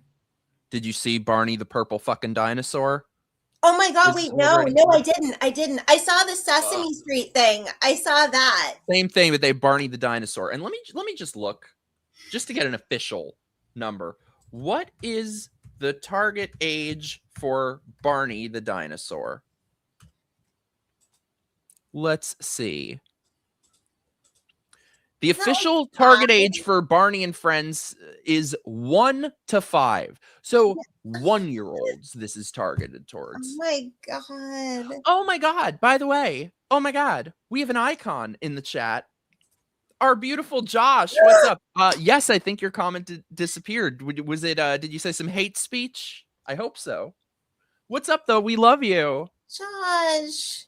I got to watch his last show because you oh said my it was God. a banger. Mikey, you need to watch his show from last night. What was it about? It is he covered basically all the anti-white sentiment and Black supremacy. We talked about Henry Novak. He talked about Carmelo Anthony. It, it's hell in the best possible way of that. It was just very needed, and I was. Oh, I gotta watch it. Yeah, it's absolutely phenomenal. Oh, also, Josh, we were saying we got to do a movie night stream of Showgirls, like us and you and whoever. Also, good night, my beautiful Mandy. It's 4:30 a.m. here. Where are you? Good That night, wouldn't be Europe. Mandy. I don't think that's Australia. Where the hell are you? What time zone is that? Are you in Africa? Are you Chinese? Oh, Sweden. Is Sweden that far ahead? I didn't realize that. Yeah, we need to do a movie night. We were also talking about watching J-Lo enough. Yes, enough. Josh, will you do Showgirls with us? I know he loves Showgirls. You've seen it, right? Of course. My favorite part of it. Where are you from? Different places. The fries go flying. You know what oh, by the way, if anyone is not listening to this, I so regret not going to see this because I don't think it performs anywhere anymore. But they at one time had in New York Showgirls the musical. You guys have to go you have to do yourself a favor. Go wherever you stream music and listen to Showgirls the musical, the cast recording. It is hysterical. They have a song called Horrier. She's like, I'm a Horrier.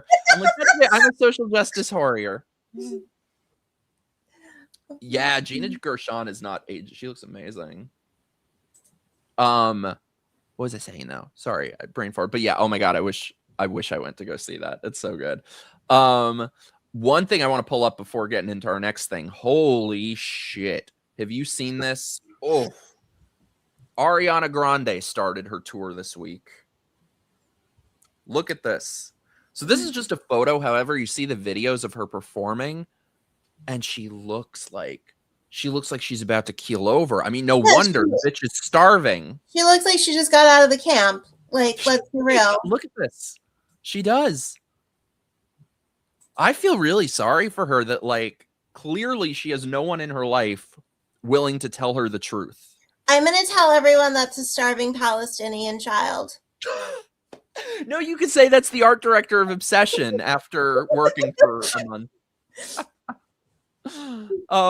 Holy shit. That is so bad. And like, she looks so old. Like, she's had so much work done. Did you see that she just broke up with whatever? I was just gonna put that on here. Yup, her and SpongeBob. She's gonna start scissoring with Cynthia Erivo. Maybe she should work on less indie movies. Holy shit. Yeah, so her and SpongeBob broke up. Whoever could have seen that coming? Like, that's what you get for being a home-wrecking little whore. And I hope that son of a bitch, he like, you know, I'm always talking about wood chipper diversity. We need to diversify who's being thrown in wood chippers. Obviously, pedos go first, animal abusers go second, and then I think we have a lot of other people that go in. Absolutely. Fucking leaving your wife who you've been with forever and who just had your baby for this anorexic tramp. Wood chipper. So I hope that motherfucker is regretting his life now. I hope his ex kicks him to the curb and does not let him back. Like, you know, this bitch probably had you wrapped around her finger, got what she wanted out of you, got the thrill of stealing someone's husband, which she has talked about multiple times. I just don't even see. Look at her body, Mike. How did he even bang her without her pelvis cracking? Well, and you see her on stage perform, and it's very sad too when you look at her performing years ago when she looked normal and was healthy and she had energy and looked like a person, and then you see her just like, you know, stumbling around like she's Joe Biden. I would be too if I was starving. She's also not talented. I don't think she's that talented either. Of course Like, she I don't. can Okay, sing, but I'm gonna say something. I'm a little conspiratorial on this, but just go with me for a second. So, do you remember this had to be like, God, I don't know, maybe like 6 or 7 years ago when Wicked did some bullshit concert to celebrate something, and she was yes. there, and they Oh, had she was horrible. her sing "The Wizard and I." Remember? Awful. Awful, right? Awful. You mean to tell me I am supposed to believe that that is the same bitch that's doing the vocals for Glinda in the Wicked movie? No, it's not. Let's stop pretending that is not her. Okay? That's No, interesting. no, there is no way. That performance was wretched. Okay? Well, I think she's so unwell. Oh, I'm sorry, I cut you off. No. I'm just saying, I don't believe it. That's not her singing. Well, so here's the she seems so unwell that I only watched one clip of her new tour. I did, so maybe in the other ones she was singing. However, in this clip, you know, I don't watch a lot of it. It's not my kind of music. She was lip syncing in this one clip, and I'm like, God, she never lip synced before. Like, she would at least sing live, or I think she would sing live. But it's like, this bitch is so unwell. She can't even sing. She can't move around. She can't do anything. Like, and to me, I feel like this is really because you say this, and her fans will go after you and hate you for it. And to me, I feel like this is really the difference between being a fan of someone and actually caring about them, because they may claim, oh, they're fans of hers. They don't give a shit about this woman. She looks like she's on death's door. If they actually cared about her well-being, everyone would tell her the truth. There is, I mean, going by just that picture, there is a greater than 50% chance that I think we're gonna see her die. I could see that too. I hope not. Joy in saying that, but I think that then you'll see her fans, should God forbid that happen, it's like, oh, who could have seen this coming? We could, like, how did this happen? Yep. We've been shouting about it, you know, for Yep. years, and you're like, don't be mean to Ariana. A friend of mine, my buddy Dakota, who I did the Survivor game with, is a fan of hers, and he said, he was like, I'm not buying a ticket for her tour. I can't support this killing her. Yeah, but this is exactly what you said before, though, is that we're living in upside down land where it's like everything's fine, black is white, night is day. Yep.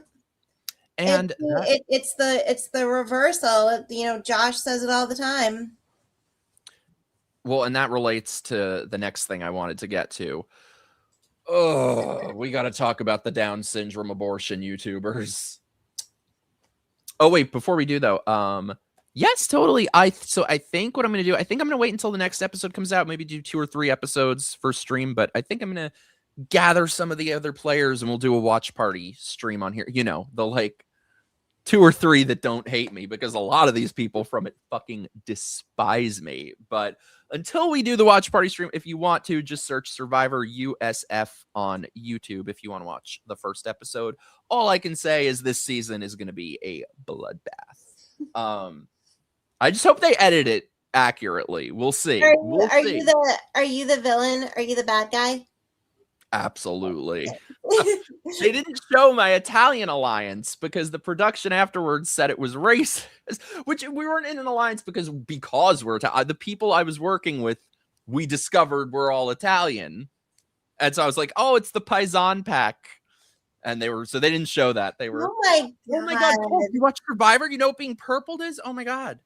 Yeah, I was wondering, the guy editing it is someone who doesn't hate me, so I'm like, okay, I think it'll be edited accurately, but I thought they were going to purple me. There would be no way that they could, though. Like, they would just be, you know, I gave them a good show, so. Oh my God, I didn't know you were a Survivor fan. That's the thing, too. What's that?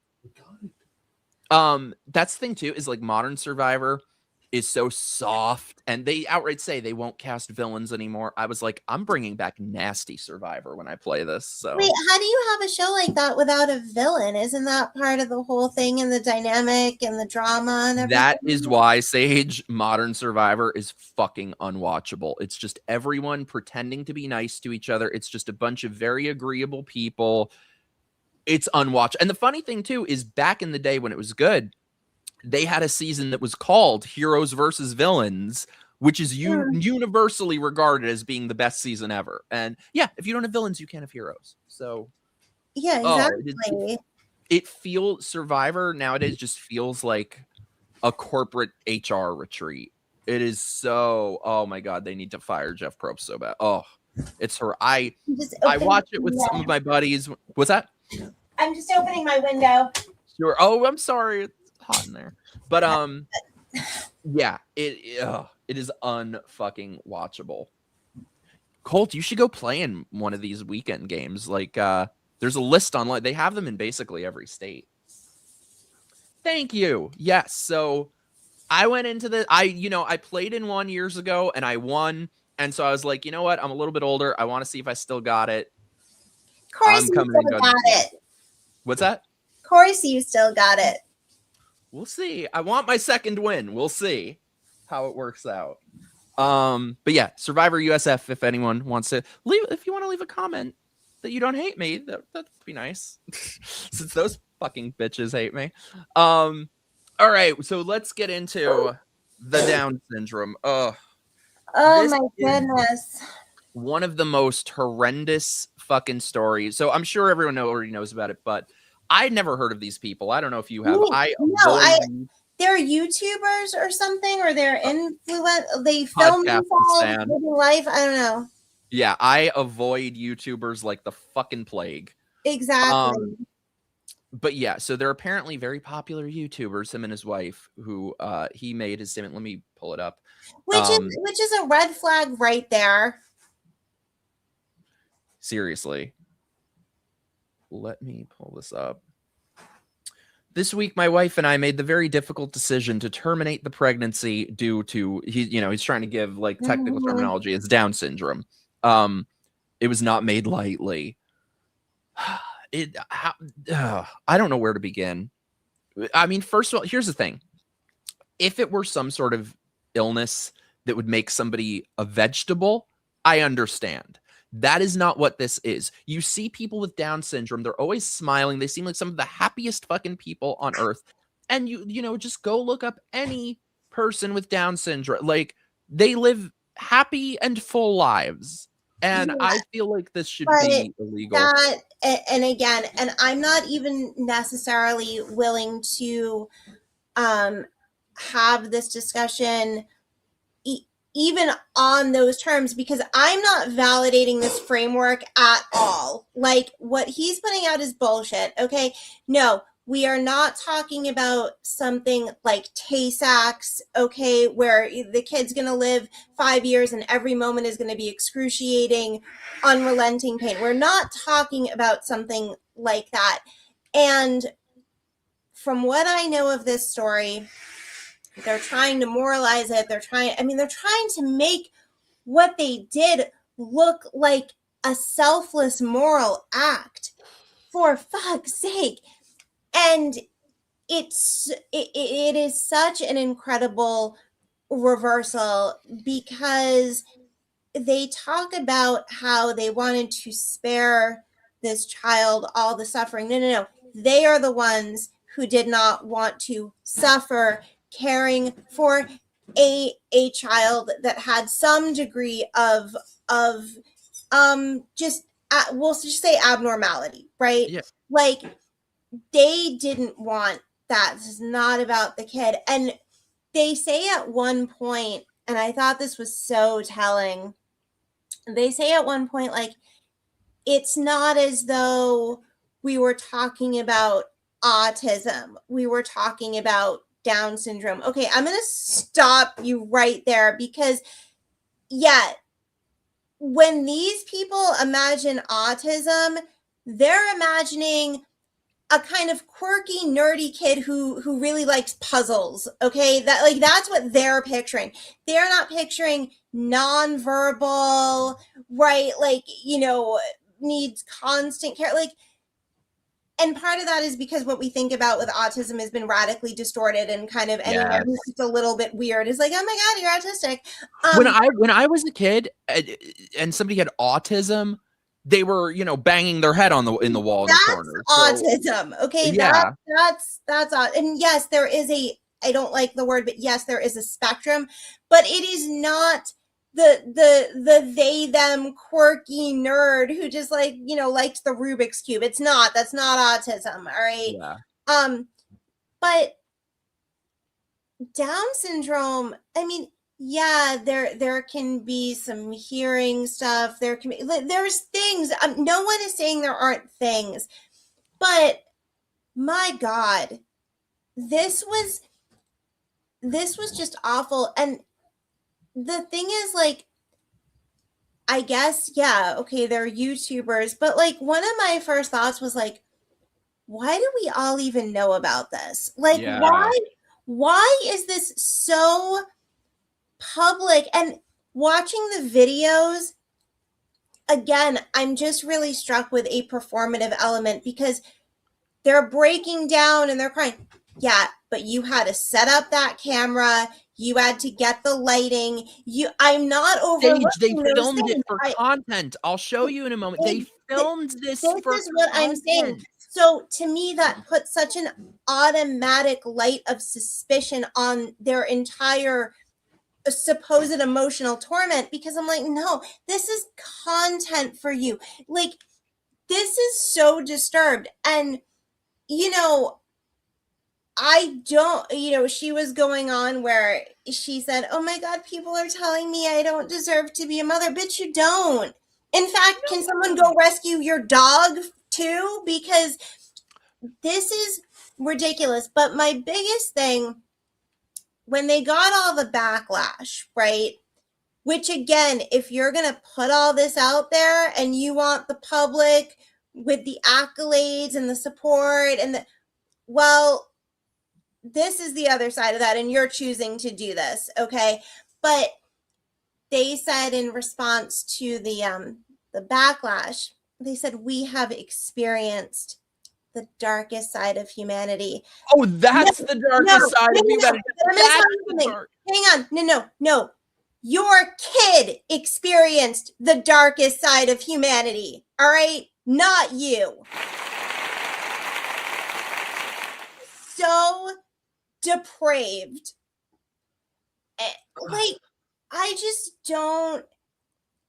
The fact that they were like, we sacrificed, look at our pain and what you do. Like, you're not the victim here. And even if you didn't want to care for this kid, do you know how many couples in this country would have taken that baby in a heartbeat? Well, and this is another part of it, Sage. She was 6 months pregnant. I know. It's not like she was pregnant for 2 days and like, it's unbelievable. And so the people who support this, these are the people calling you Nazis. The people who support actual eugenics. These are the people who pretend to be outraged if someone says the word retarded, but have no problem with murdering someone for their disability. Because let me ask the question. Where does this ultimately go? So are we then ultimately a society that can only tolerate the strong? We can only tolerate the normal. We can only tolerate the healthy. We can, you know what I mean? Like, well, but that's why it's not, obviously you look at the left, it's not about strong. It's about, they have this phrase that they always use. It's not a good look. It's not a good look.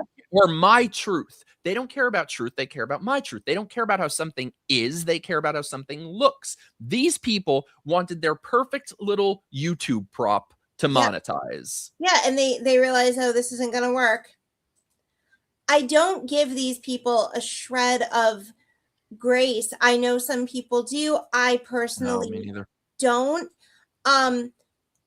Especially too, and I'm sorry to bring physicality into it, but the guy in particular, I just don't trust men who look like they don't have an ounce of testosterone. I just don't. If you look like a feminized man, and this is not about gay or straight, it is not.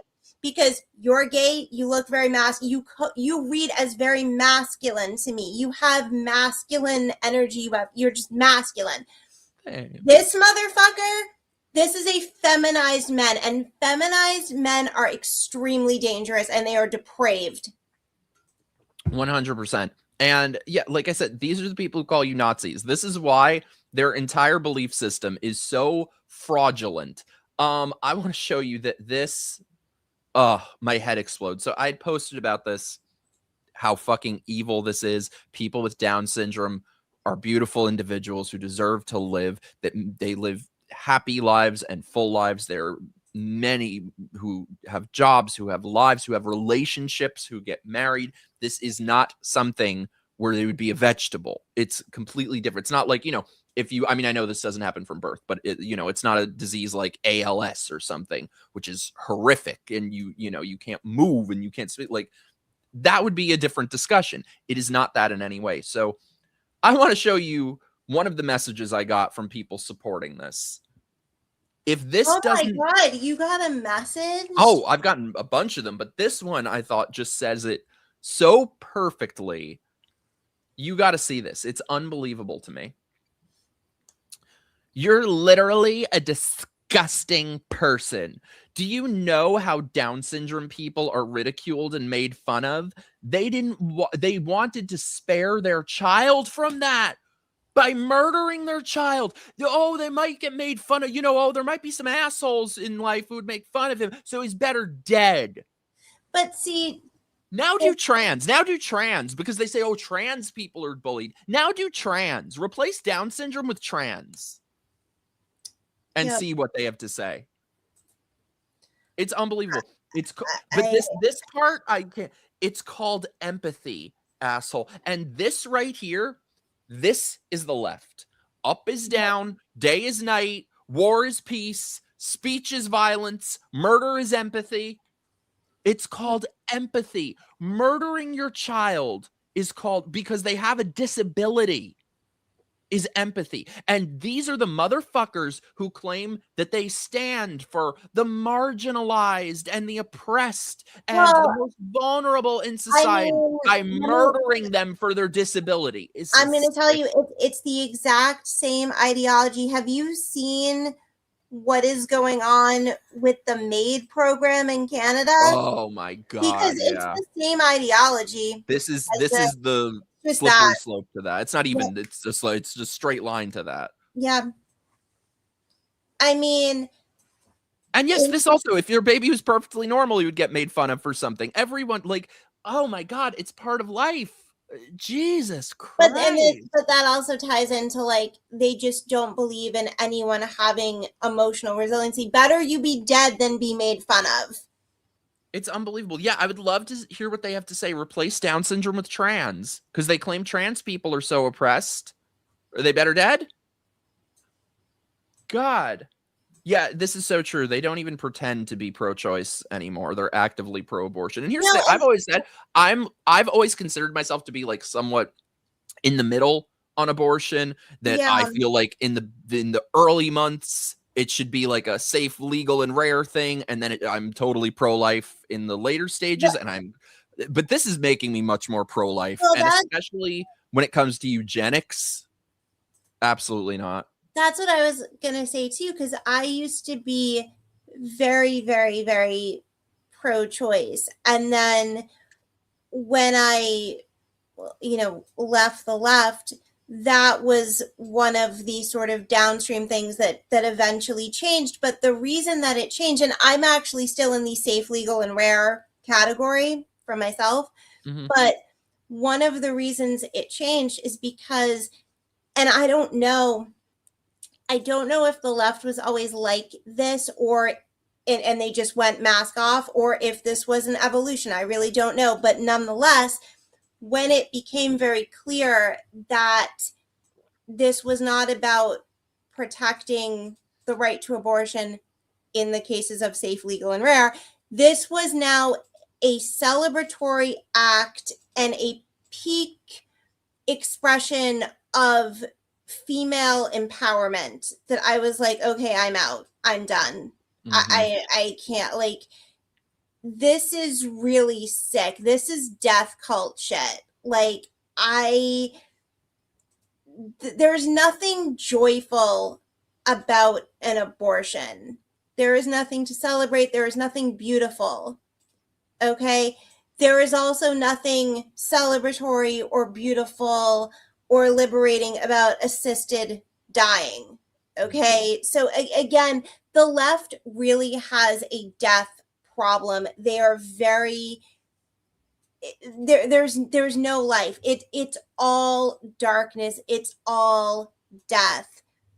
So I just think this is quite grim. It's unbelievable. And the thing is, in general, abortion is a lot more complicated than people make it. Like something for example, and most pro-life people, I think in general, support there being exceptions for rape or stuff like that, which I always considered to be the most clear-cut thing in the world. Of course, you should be able to get abortion if you're raped. However, even that has gray area and is more complicated than we think, because I know people I have friends of mine who were the product of rape, and it's like, what do you say to someone like that? You should be dead? So I don't know. Yeah, because I mean, I still go back and forth on that one, but I do know that one thing that really had me, because I thought I was so clear cut on that position, but then, like, you know, sad, but like listening to like Charlie Kirk debate that, I was like, you know, he's making some really, really good points that I had not considered. Yeah. So I want to pull up. It's unbelievable. These people filmed this and made content out of it. Yes, they did. Just, can we abort them? Like, let their beautiful Down syndrome child live and abort them. By the logic of the radical pro-choice movement, I don't know why you couldn't go up to them, kill them, and be like, delayed abortion. Yeah. And then this whole line about, oh, a woman's body and a woman could do. Of course, I believe in bodily autonomy, but the thing is, it is not just her body. It's the other. There is another life and another body inside the woman's body. That's what the issue is. There is no law that restricts what a woman can do with her own body. Her own body. Oh, I gotta pull this up. I was waiting to watch it with you, so I'm going in blind. Mod on. Not the result we wanted to see, guys. I started to get kind of a not good feeling just when the results were sitting here. That's why I didn't want to open them. I started to feel really uncomfortable about it. That's just kind of in shock, like, truly. We talked before this, guys, about what would we do if we confronted this scenario, because this was the more likely scenario. We talked about terminating the pregnancy. Obviously, things could change because this is traumatic, like very traumatic. And I know you guys, even watching this, this is traumatic for the whole community. I think now that we have a definitive result, we'll talk with these counselors and we're going to have some hard conversations. It's just all very overwhelming and confusing to navigate. Ashley is almost halfway through this thing. Not saying we forced it, but like the kid seemed healthy, and there's been stories where the kid comes out and is like super functional. And you killed him anyway. It's like, I don't know. There's a lot to digest, and we're not really going to be doing that in this video. We just wanted to let you guys in on. No, that's for our next video. What the results like were. and subscribe. So that wasn't even the whole thing. I saw a clip from it where they have the phone call where they get the doctor was calling with the results of the child. Wait, roll the camera, turn on the ring light. Yeah, so here's the thing. Scum. I watched that and I actually felt absolutely nothing. And the reason I felt absolutely nothing is not because there's something wrong with me. It's because those emotions are fake. Yep. It's fake. There's not, like, that is performance. If you watch that and it doesn't bring up anything in you, I think sometimes people will be like, oh my God, what's wrong with me? It's not you. You're sensing something is missing because that's not real.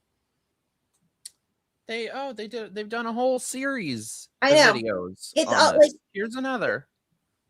My wife's heart has been shattered. No, it hasn't. These this video is from the evening after the procedure. Can you imagine? Oh, we just murdered our child today. Roll camera. Camera, right? No. Oh. Somebody dropped all this off for you. What is it? Oh, I see cookies. Amazing. She's God, smiling. Why is this bitch entitled to a gift basket? Right. Poor dog. I know, the poor dog. Parents?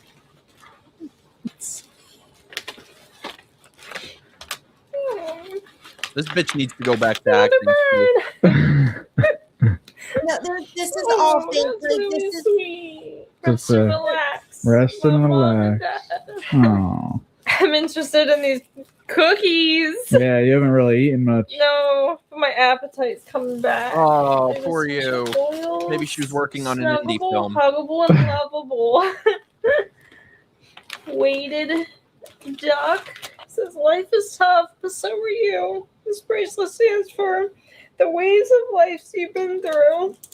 Life is not always going to go as you had planned. Tides change and things go in different directions. You can't stop the waves, but you can learn to ride them. May this bracelet make your heart stronger and remind you that love and support always surrounds you. If only it surrounded your child. that.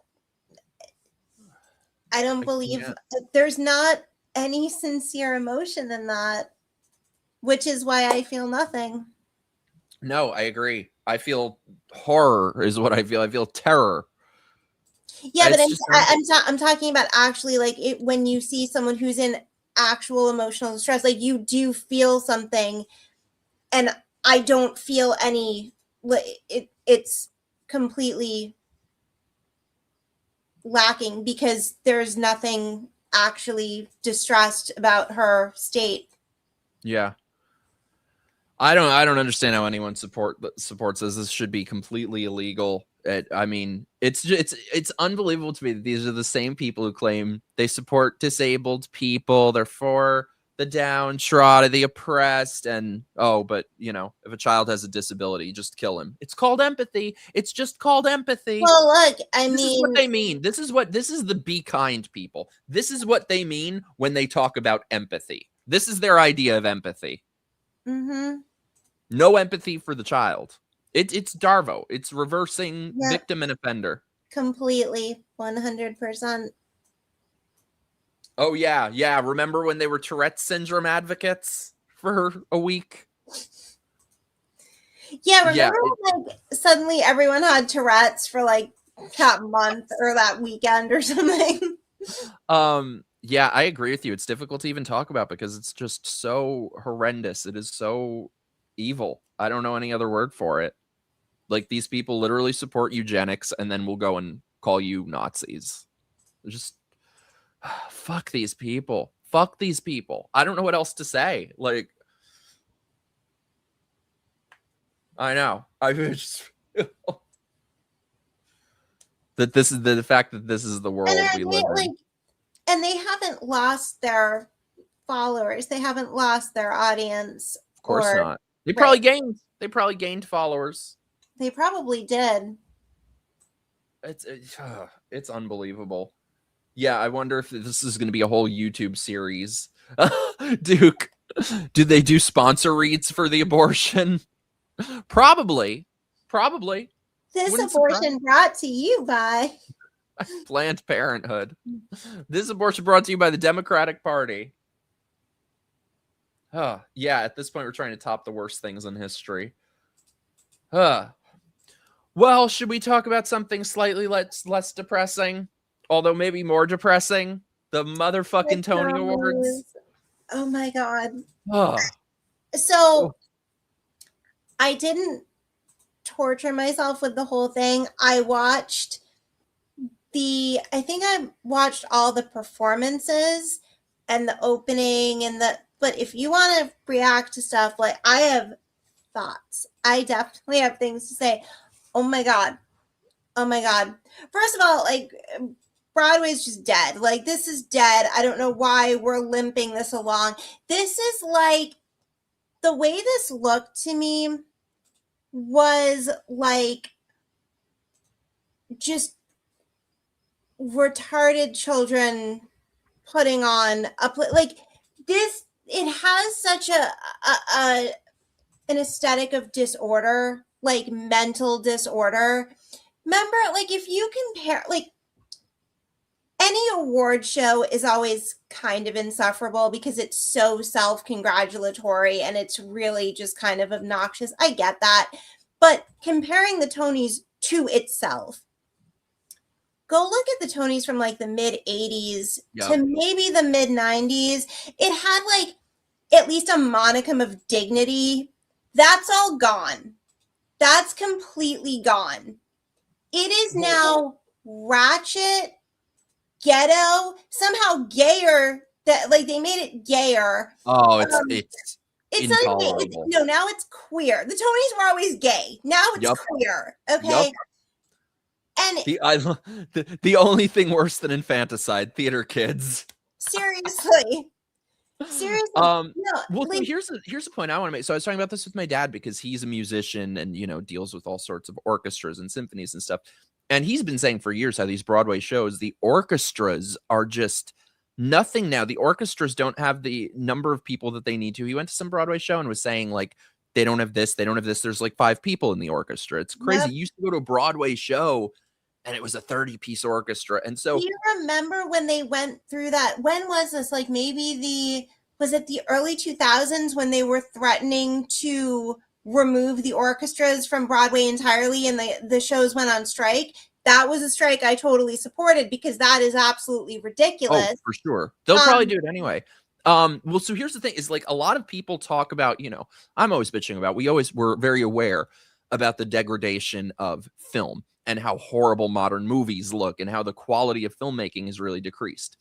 We don't acknowledge that enough with Broadway. Just the sets even. I remember when I was a kid and we'd go to Broadway shows. I was a little kid when we saw Beauty and the Beast on Broadway.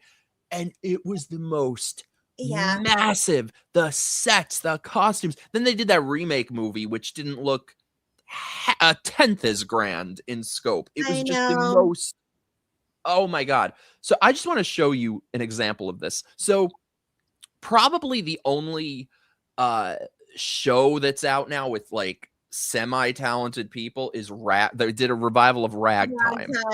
And they've got great performers. But I just want to show you what I'm talking about. Like I was looking at clips from Ragtime on Broadway. It's an empty stage. You have talented people and they're singing in front of a fucking curtain. So look at this. This was the original Broadway production of Ragtime, 1998. Look at these massive sets. Yep. Look at the design of it. And now I want to show you. So that was 1998. And now this is what the current Broadway iteration of Ragtime is. So bad. Of an empty stage. Empty stage. And then you look at all these shows and it's like most of them are just, you know, a painted backdrop. And so they're really, the level of production design it's just as bad as what's happening in film. It's catastrophic. I mean, I remember the first Broadway show I ever saw, I was 15 years old. And my dad took me to New York and I saw Les Mis. Oh, and I mean, and it was my favorite show. And I was a theater kid. I was going to be Eponine and I did the whole thing. Right. But like, oh my God, it just blew my mind. And now, even when you look at the tour of Les Mis, I'm like, what have you done to the set? This is ridiculous. They put the streets of Paris on stage. They built a fucking barricade, and now it's just like, here's a couple of blocks and like a thing and a backdrop, and we're gonna shine some lights and pretend it's, Paris. It's unbelievable. Dylan, that's a great point. Oh, I saw Into the Woods on Broadway when I was a kid. It was amazing. Then they did a new version on Broadway a couple years ago. Yeah, that's a great point. Look at this fucking set. I mean, there is no set. That's the set. They can't even have an orchestra pit. The orchestra is on stage. Yep. This is the production design. And by the way, tickets have never been more expensive. So this is, you pay $200 a ticket for this. This is production design. This is Broadway level. I mean, you could go to community theater and it's better than, look at this. It's You're gonna horrific. pay $200 to see this? It's crazy to me. So yeah, that's just something that's bugged me for a while. But And yeah, there's just so much about the whole Broadway community, right? That is so wretched. I mean, yeah, from the sets to things like the work ethic, right? Like back in the day, it was rare to see an understudy. Now you have these kids taking mental health days, and I'm like, what are you talking about? Like the 8 shows a week is in fact the norm. It is the standard, but none of them do 8 shows a week. well, it's the same thing. You're gonna have all the time. You're going to have Broadway actors complaining, I had to do 8 shows a week and I had to dance and sing. This is exploitation. It's just like the fucking bitch from Obsession. People don't want to work. And meanwhile, how many millions of people would kill to be on Broadway? Yeah, we started this cultural shift. I don't know exactly when or what you can trace it back to, but it's just like the standards fell away, the quality fell away, the talent fell away. The entitlement went through the roof. I don't know. And then I think one thing in terms of like the performers themselves, these people who, look, we all admire, we're all theater lovers, worship these people, right? But I feel like back in the day, theater kids kind of knew they were retarded. And at some point, they were the nerds. And at some point, that memo got lost. And not only did they forget that they were retarded, people started to think like, oh, we should ask them what they think about like world affairs and shit. These are some of the dumbest people on the planet. I'm not saying they're not talented. I'm saying they're stupid. And if I can give you a anecdote, okay? Do you have time for a quick anecdote? Please do. We've all the time in the world. So I love my sage anecdotes. So about like, let's say, God, had to be maybe like 10 or so years ago now. I worked merchandise for Wicked, the tour of Wicked, for a couple of years. Okay, so at one point, the girl playing Elphaba, okay, phenomenally talented, right? Lovely. This was the dumbest girl you could imagine. And the reason I'm saying that, and we all used to make fun of her. We all used to talk about her. We're like, oh, she's so fucking stupid. Like, she's so, like, profoundly, like, impressively dumb. So the venue, this was when I was still in Boston. And so they were at the theater for like, it was like a 6-week run. Okay, so you're going to get to know this theater intimately. Okay, and there was a door backstage that you had to like, you hit a button, you do like a push-pull thing, and that's how it opens, okay? 6 weeks.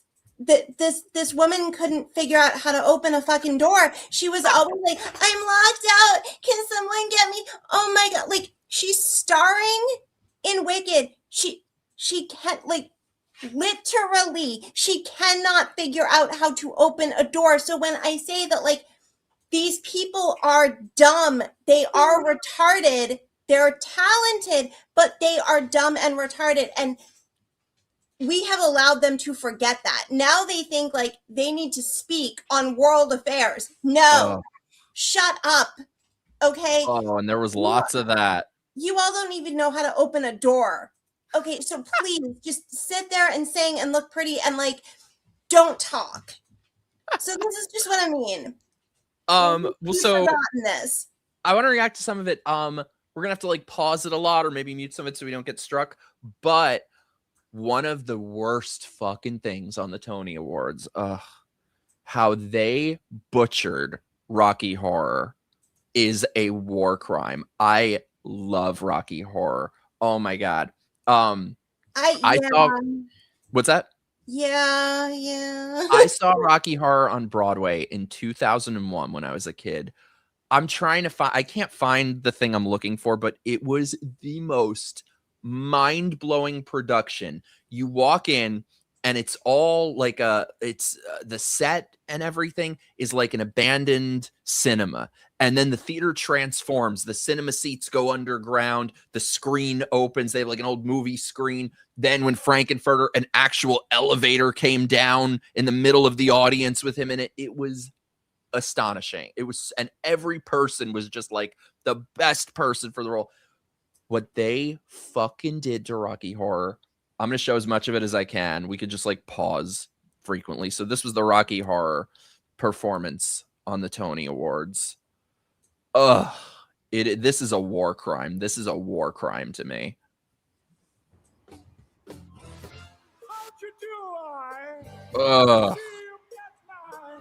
One sec, sorry, let me.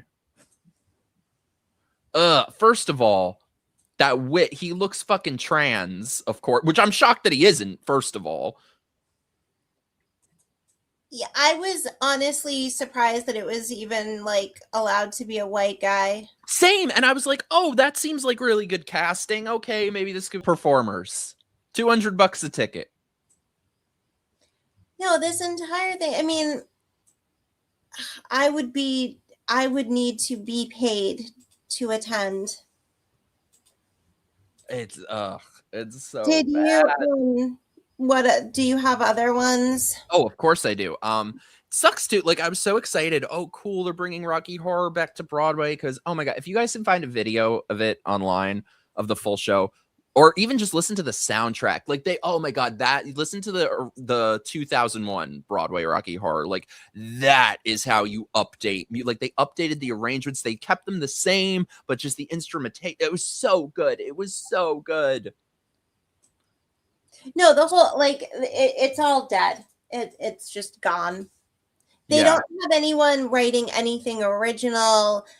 It's just the quality is, it's below community theater. Yeah. That was Magenta. Columbia is a lovely trans woman of color, as are the entire ensemble. Right, without Mr. Loaf. Aw, R.I.P. Well, no, to give you an idea of, I guess just this is what Broadway is now. Are you ready for this? Megan Thee Stallion. Kamala. Forgot about that. All she does is like show her vagina. Yeah, I don't get the appeal. I don't get what her talent is supposed to be. I will say the one good thing about the Tony Awards, it made great hate watching. Oh yeah, totally. My girl Addison, Greg's daughter, and we were screaming. It probably sounded like somebody was being murdered in the next room. We were screaming, mainly because of queer cats. Have you heard? I have thoughts. I have severe. Can I tell you the sickest part of this? So for anyone who doesn't know, obviously you know my history with cats. If you haven't seen it, go watch on the channel. Peter and I reacting to Cats the movie. We went to go see it and filmed our reaction in the theater. You know, so yeah, so they have a new version of Cats out now that is trans black people, queer trans black people. Everyone's trans, everyone, and it's like a what do you call it? It's like I don't know. They redid it so they're all like I don't know, trans. But can I tell you the sickest part of this? Because I'm a glutton for punishment. I want to see it. Oh my god, Michael. It looks kind of good. And I know these people fucking hate me and they would want me dead. And here's the thing, because I can separate, like, it's horrible. And I kind of want to see it. This looks good to you? It looks No, good. it looks horrible, but I kind of play it, and then I'm going to tell you what I think. Okay, wait, let me pull it up. Well, tell me your thoughts first. I'm pulling it up. What I think, watching that, it is like It is cats for the EBT crowd on a Carnival cruise. That's what it is. I love you so much. No, that's what it is.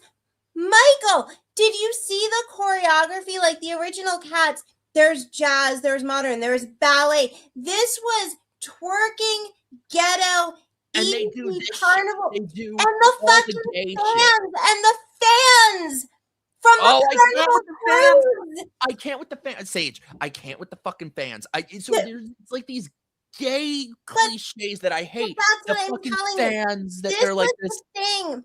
This you and know they're about voguing. you know about the whole like Carnival cruise thing, right? Yes, I forgot. So that's what I'm saying. It's like it is Cats for the EBT crowd on a Carnival cruise. That's what this is. They're serving ballroom, Henny. I hate it. I don't know why. There's just something about all these like gay cliche thing that I just find so deeply cringe. It gives me the cringe chills. I get the full body cringe chills because they have the fans and they do this shit. They do this shit that they go like this. That's their whole thing. Yeah, they do the gay Macarena. They're always doing this shit. I feel like I can't do it right. Okay, let me just How do you do it? Let me just tell you something. I didn't actually think we could get worse choreography than we had in Spring Awakening. I was wrong. You didn't like Spring Awakening. What? You didn't like Spring Awakening.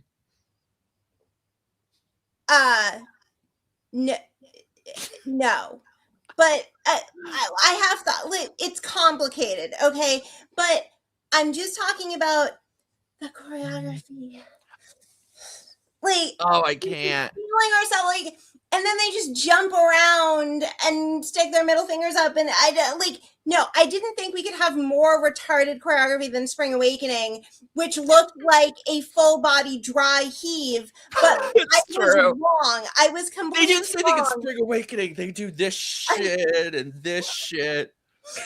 Exactly. And you know what I hate? They do this shit. I hate when they do this shit. Do you know what I'm talking about? They go like this. Wait, are you talking about Cats or Spring Awakening? The gays or the transes, the queers. They do this shit, or also these insufferable Gen Z, these insufferable white chicks. They do this shit. Do you know what I'm talking about? No, what is this? Dude. Sage, they do this shit. In what I think it's a finger. They go like this. In what context? Oh, wait.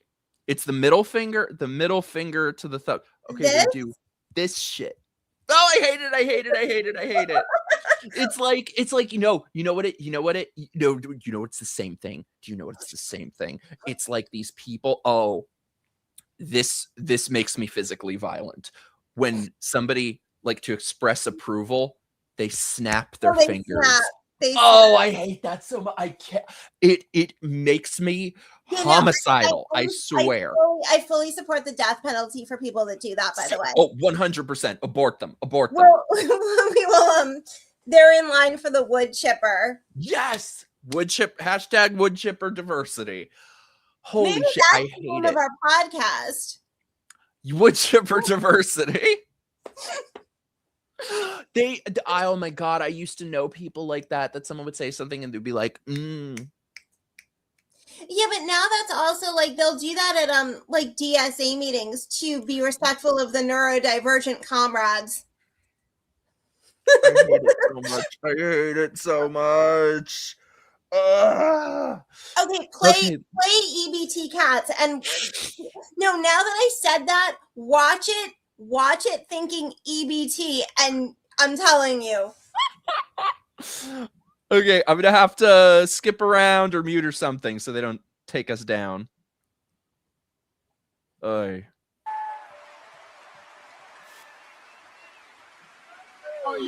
Oh, and by the way, you'll see my favorite part. EBT. All the straight guys in the audience having to pretend like they like this. Having to be like, oh yes, Look at this is so true. We need to hold space for the wood chipper operators. Do you see the fans? They're ready. Oh yeah, shouldn't it just be called the Jellicle? The ball was removed. Oh, by the way, also they didn't have her sing, but I saw a clip today. So the chick who sings "Memory" is now like a lovely trans woman of color. She can't sing. I'm like, how hard is it to find like a black guy in a dress who has a great voice? If you're gonna "Memory" is not a song that you can stunt cast with, okay? No. Like, you cannot. Oh, another thing, by the way, before I forget. So they did one of the performances on the Tony Awards was a tribute to Chicago. So they had I know. So they had Queen Latifah come out, who I love, and she played Mama in the Chicago movie. And so she's like, now a performance from Chicago. And I said, I was joking. But I said, I was like, watch, it's going to be a man in a pantsuit. Sure enough, they cut to a man in a pantsuit. All right, let's watch this, man. Poor Paul Rudd is having to go along with this. Well, the thing is, in the original, like, they crawl on you. Oh, I never saw it on Broadway. Oh, I would hate that so much. So when I was doing my merch gigs, because I would get to work for whatever tour was. Did you do Cats? Oh yeah. I did Cats, and they had said, okay, if you want to take one night, you can watch it. I had never seen it, so I was like, yeah, okay, cool. So I'm sitting in the orchestra and I'm on the aisle, and first of all, the entire show is an acid trip. The entire show is like, it makes no sense. I have no clue.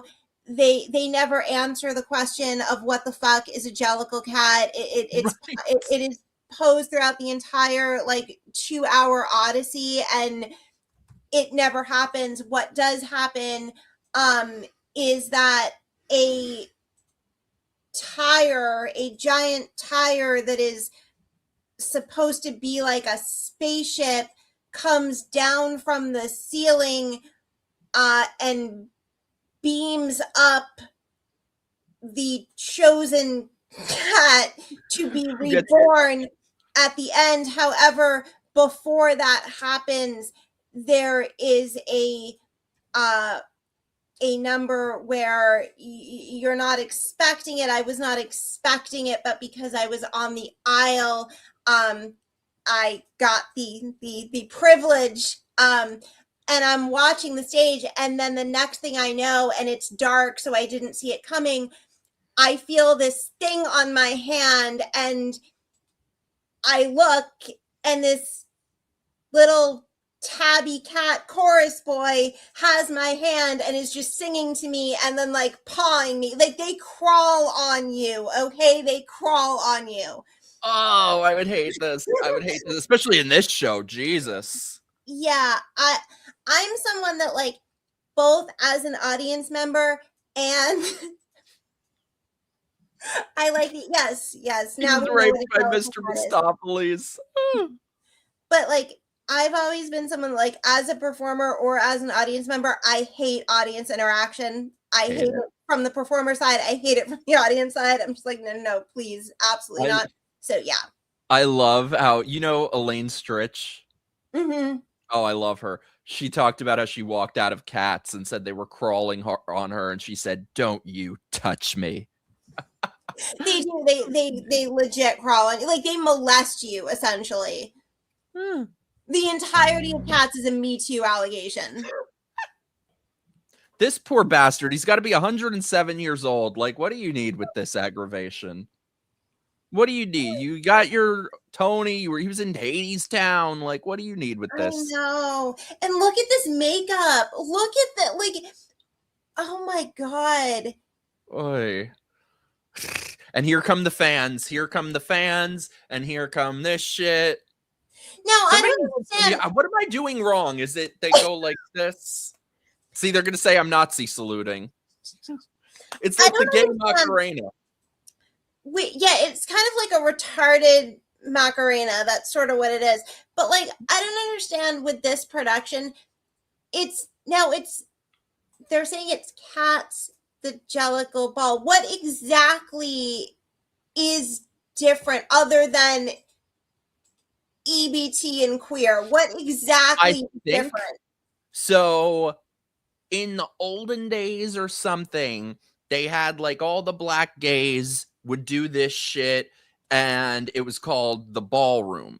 And I'm explaining this very badly because I don't know anything about it, but they would do this shit. And I think it was like some sort of competition where there would be like judges, and they would do this shit, and they would twerk, and they would do this shit, and the fans, and this shit, and this shit, and this shit. And so it's something like that. So I think this is basically all the transes and the black transes are in the ballroom, and they're competing. I don't think, I could be wrong, I don't think they're actually cats in this. I think they call the transes cats, like they're, I don't know, like, you know, like they're cool cats, but they're in the ballroom. And so I don't know if they die. I don't know if they, maybe this isn't like to die. Maybe it's like to be the cool cat of the black transes in the ballroom. I think I get what's going on here. So in the original, because apparently the original is supposed to be sort of about the Bible.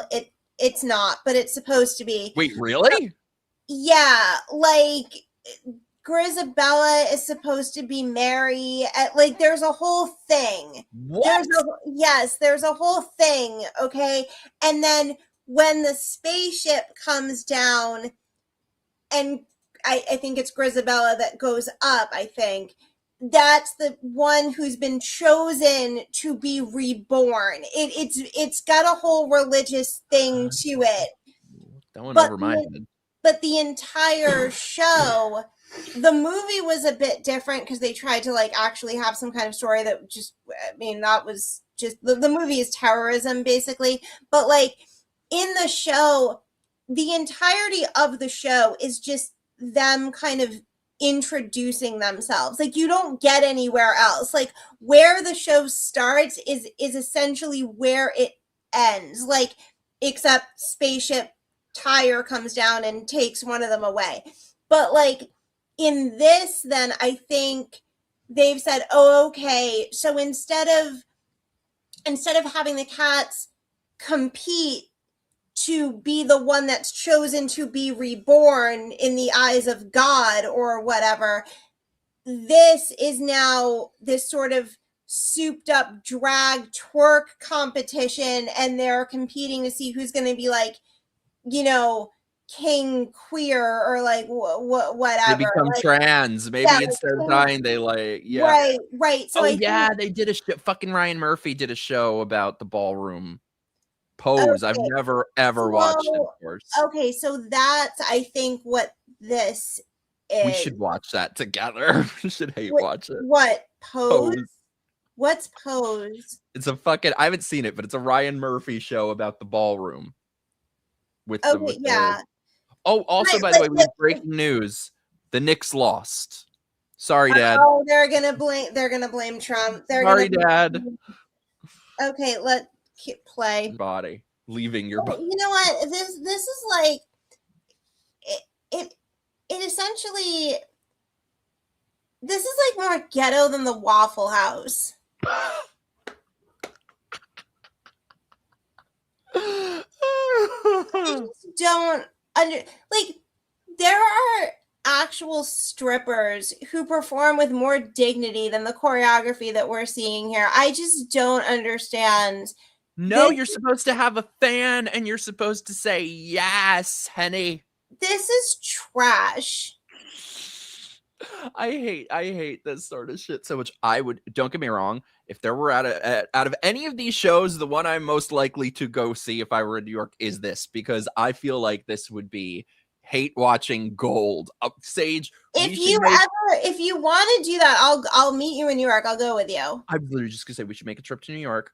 I'm a little broke right now, but when I'm not, once I'm hired, we're going to New York. I'll hop on Amtrak, but we're gonna have to be really careful about where we stay. We need to dodge the Islamists. Like, there's gonna be a whole thing. Okay, we're a Jew and a half. We have to really be careful about this. Yes. Oh my god. Oh, by the way, and we'll get to it after this. There was, of course, Palestine, of course, entered the chat in the Tony Awards.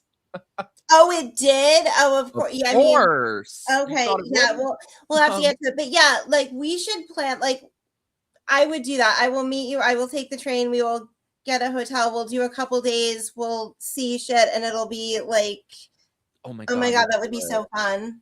Let's do it. Let's do it. Okay. Say a prayer I get hired somewhere. I have an interview for something in New York, so we'll see. This has been a nightmare job hunting. Okay.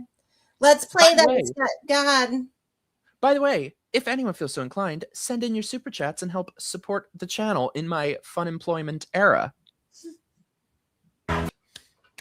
You know when they do Jellicle cats, Jellicle cats, and Jellicle cats. Wait, when they say political cats, they're all gonna put their fists up. They're gonna be like, I can't breathe.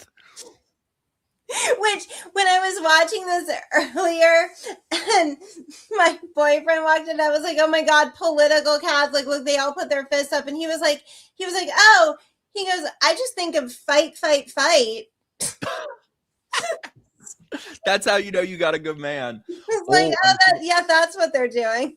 I was going to tell you, by the way, I saw a video before about like the costume design of the Jellicle balls. And they have, I think, not just on their costumes, but they have a slideshow of all the black trans people.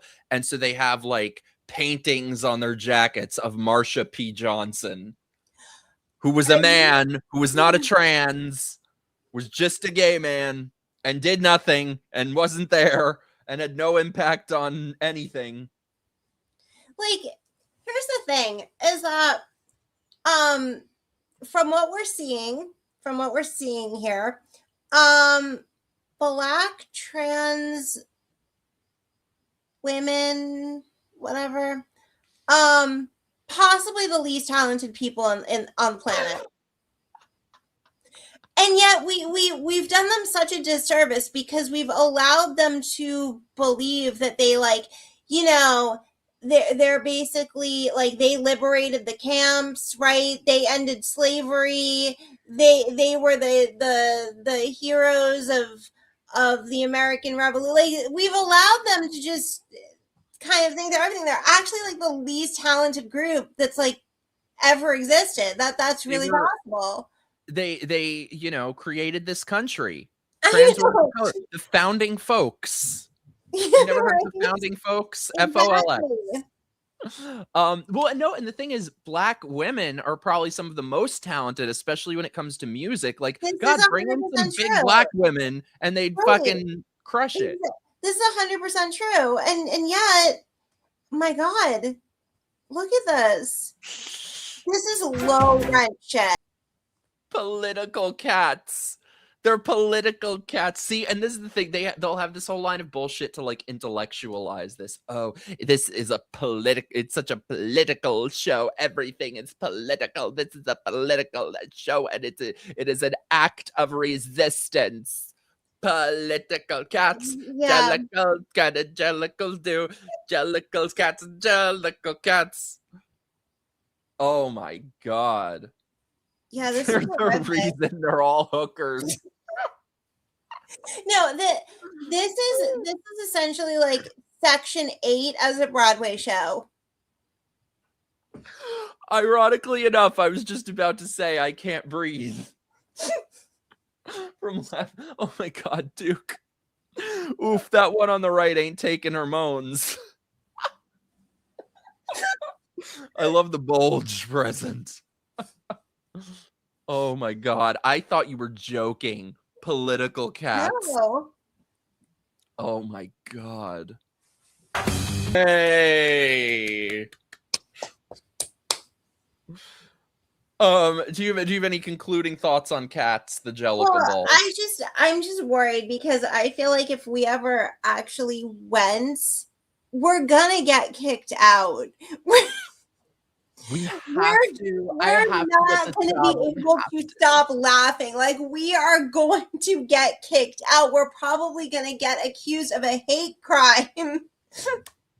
Well, and it's so funny because of course it won best revival or whatever, and they were like talking about how, you know, all their bullshit, how they're inclusive and everyone is welcome and all this shit. I'm like, really? Everyone? Well, then there we go. That's our in.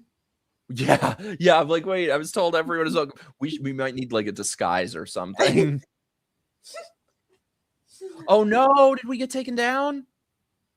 What? Wait, hold on.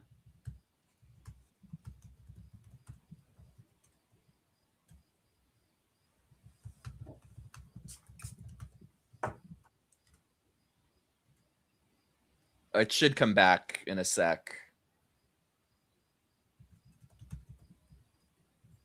I don't understand why they do that when those clips are out on YouTube. So I don't. Well, and I thought I was being very judicious with my pausing. Duke said you pissed off the transes. No. I should have streamed this to Rumble. I should have said, like, we're going over to Rumble. I thought I was very pausy, though. You were.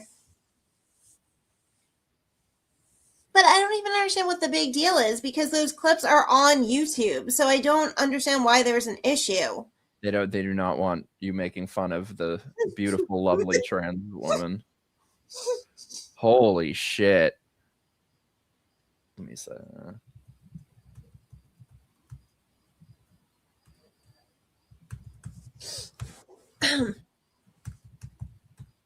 Oh yeah, we're still live on X though. Okay. But not YouTube? No. I should have just said we're moving over to a Rumble stream. Okay, we're back. We're back. We're back. Guys, I thought I was being very pausy. I thought I was very judicious with my pausing. Yay. Sorry about that, y'all. I guess I let it go on a little too. It was too much voguing, too much yassing. Maybe it was for the best.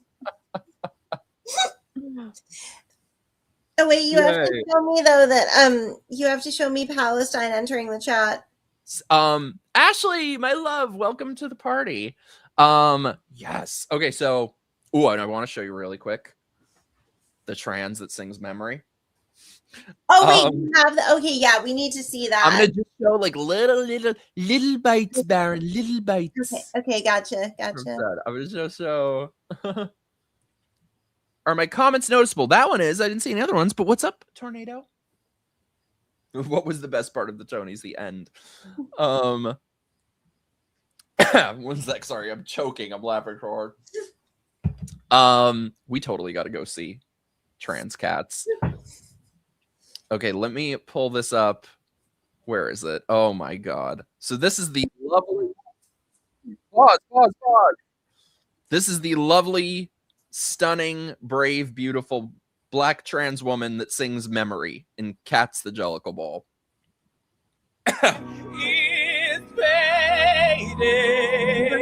Yeah, we're done. Enough. That was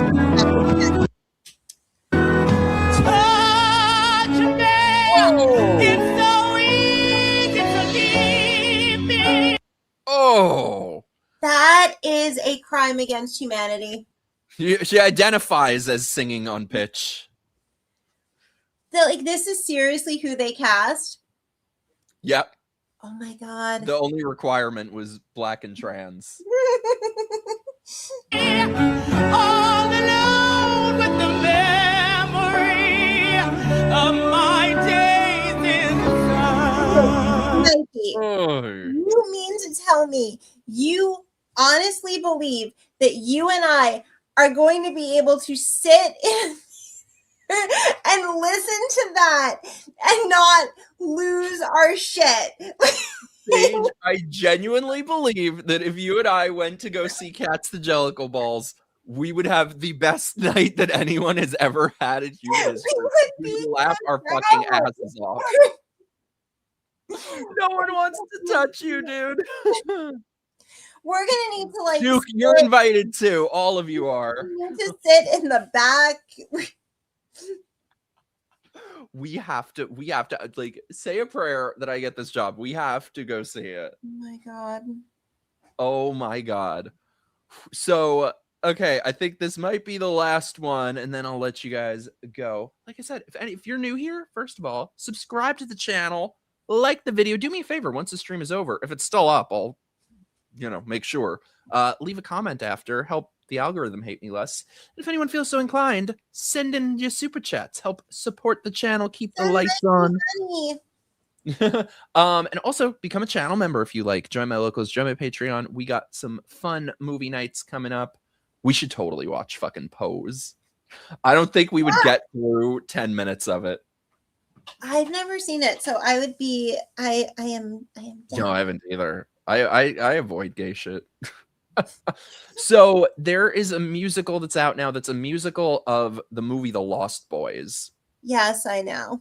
Which I want to see, but I don't know. Everything I've only seen little bits and pieces of this musical, and none of it has really stood out to me all that much. That's because it's not good. I love the movie. Yep. This is not the movie. Oh, also, wait, how did I forget this? Do you know who had a prime place in the opening number? Oh. Dylan Mulvaney. And yes, I didn't catch this when we were watching it live, but I was watching a clip. They have Dylan Mulvaney replace the lyrics of whatever he was singing with "Protect the Dolls." Uh-huh. Yeah. Wouldn't you think that would be derogatory? Like, I don't understand this doll thing, other than they're just so surgically enhanced that they look like dolls. Wouldn't you find that? Wouldn't that be derogatory though? Like, I'm not a doll, I'm a person. No, it feels. I don't know if I hear it as derogatory so much as it seems grotesque and predatory. Fetishy. It. Yeah, like I don't. I mean, I would be okay with derogatory. I mean more so derogatory to natural women, because it's like women aren't dolls. Yeah, I don't know. It's fetishy though. That is the word. It's just so bizarre. It's so gross. And they're putting Dylan. They let him go back on stage. He's in, what is it, 6 or whatever bullshit. Oh, did you hear the vocal stylings of Dylan Mulvaney? It's terrible. But the thing is, like, before the whole trans thing, Dylan was a perfectly serviceable little chorus boy. They're taking all the twinks. He was perfect. Like, he was in Book of Mormon for a long time. He was perfectly fine. Like, he could have probably just had a career as a good little chorus boy. Like, I don't know. But when you trans like that, you're going to ruin your voice. There is no, well, that's the thing. They like to pretend there's no difference between men and women. Men and women have completely different vocal registers. Totally. So it's like trying to sing these female parts, trying to make your voice like a female's, and it just doesn't really work. And that's the issue with all the people in the fucking Jellicle balls is like, oof. I mean, it's hard enough for women to sing Memory. It was really rough. Yeah, that was really rough.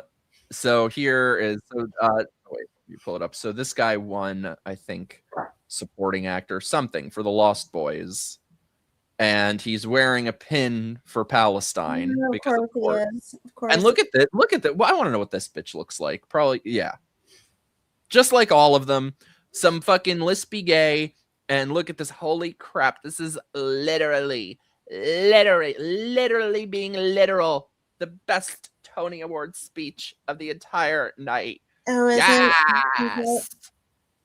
Billionaires will never find happiness for The whites and the Trumps and the Jews. Yep. And the Jews. Oh my God, this is. There are certain code words where some bullshit is about to happen. It's whenever they say something is timely, urgent, in these times, in times like these. Billionaires will never find happiness. Billionaires.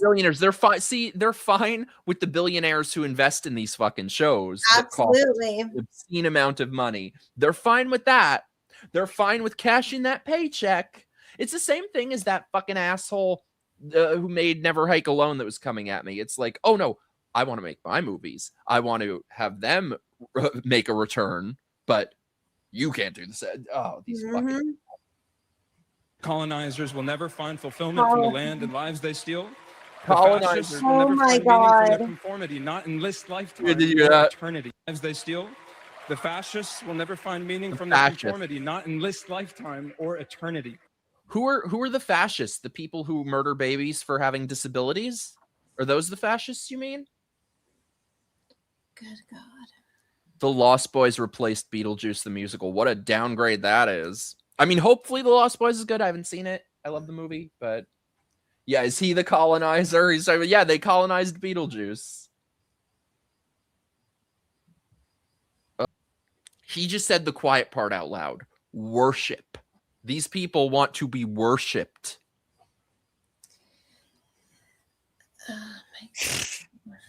Again, we allowed these people to forget that they are retarded.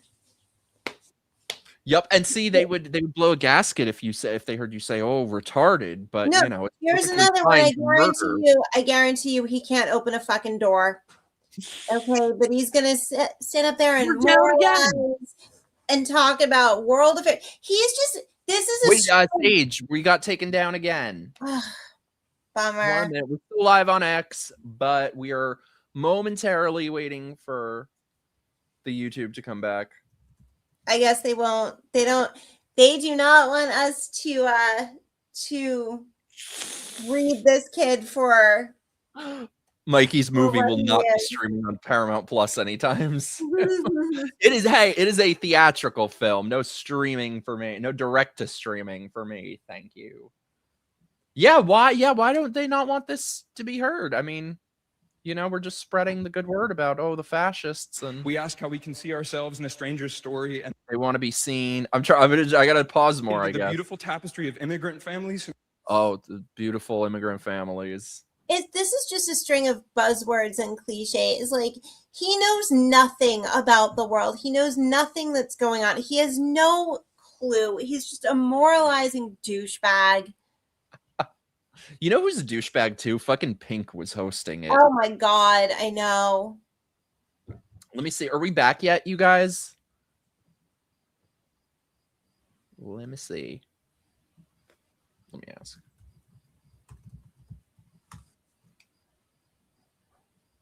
Let me see. Yeah, usually you pause a lot and that prevents it. Motherfucker.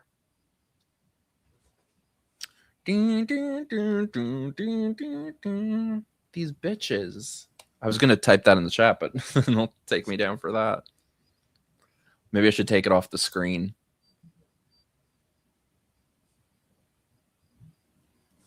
Let me know when we back. Also, sorry for everyone watching on X. We're waiting for the YouTube to be. Ah, we're back. Wait.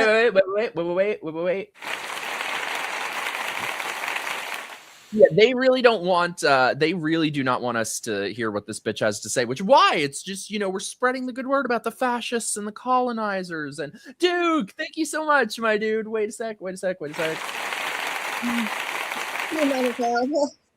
New idea for Mikey and Sage's podcast name: Stream Unavailable. Thank you so much, dude. You're the best. I thought Rosie left the USA. Oh, she had a good facelift. Did you see Rosie O'Donnell? I did, but then did you see, I thought maybe because she was looking better, she would stop being such a miserable cunt. Because, like, when you're just less ugly, I would think it would do something for you. No, she was just ranting about Trump. It was disappointing. Because I used to love her back in the day. I did too, when she had her talk show. Absolutely. And also, this is back to what we were saying. Oh, sorry, what was that? Do you remember when she had Donny Osmond on and he called her fat? No. Oh, you don't? That's the thing. By the way, you guys, I just realized next time we do something like this, I think maybe what we'll do when it's like a lot of reaction things is we'll move over to Rumble for that part of it. So sorry about the takedowns. Wait, I gotta look that up. Rosie O'Donnell, Donny Osmond. Yeah, He called her fat. Do you remember when she had Tom Selleck on and they argued about gun control? Yes. That was so good. Oh, I can't find a quick clip. They're all like 15 minutes. He called her fat though. What did he say? Well, he basically said that like he said something about a plane, and she said something like, well, maybe I'll join you on that. And then he said, he was like, oh, I don't think the plane could handle all that weight.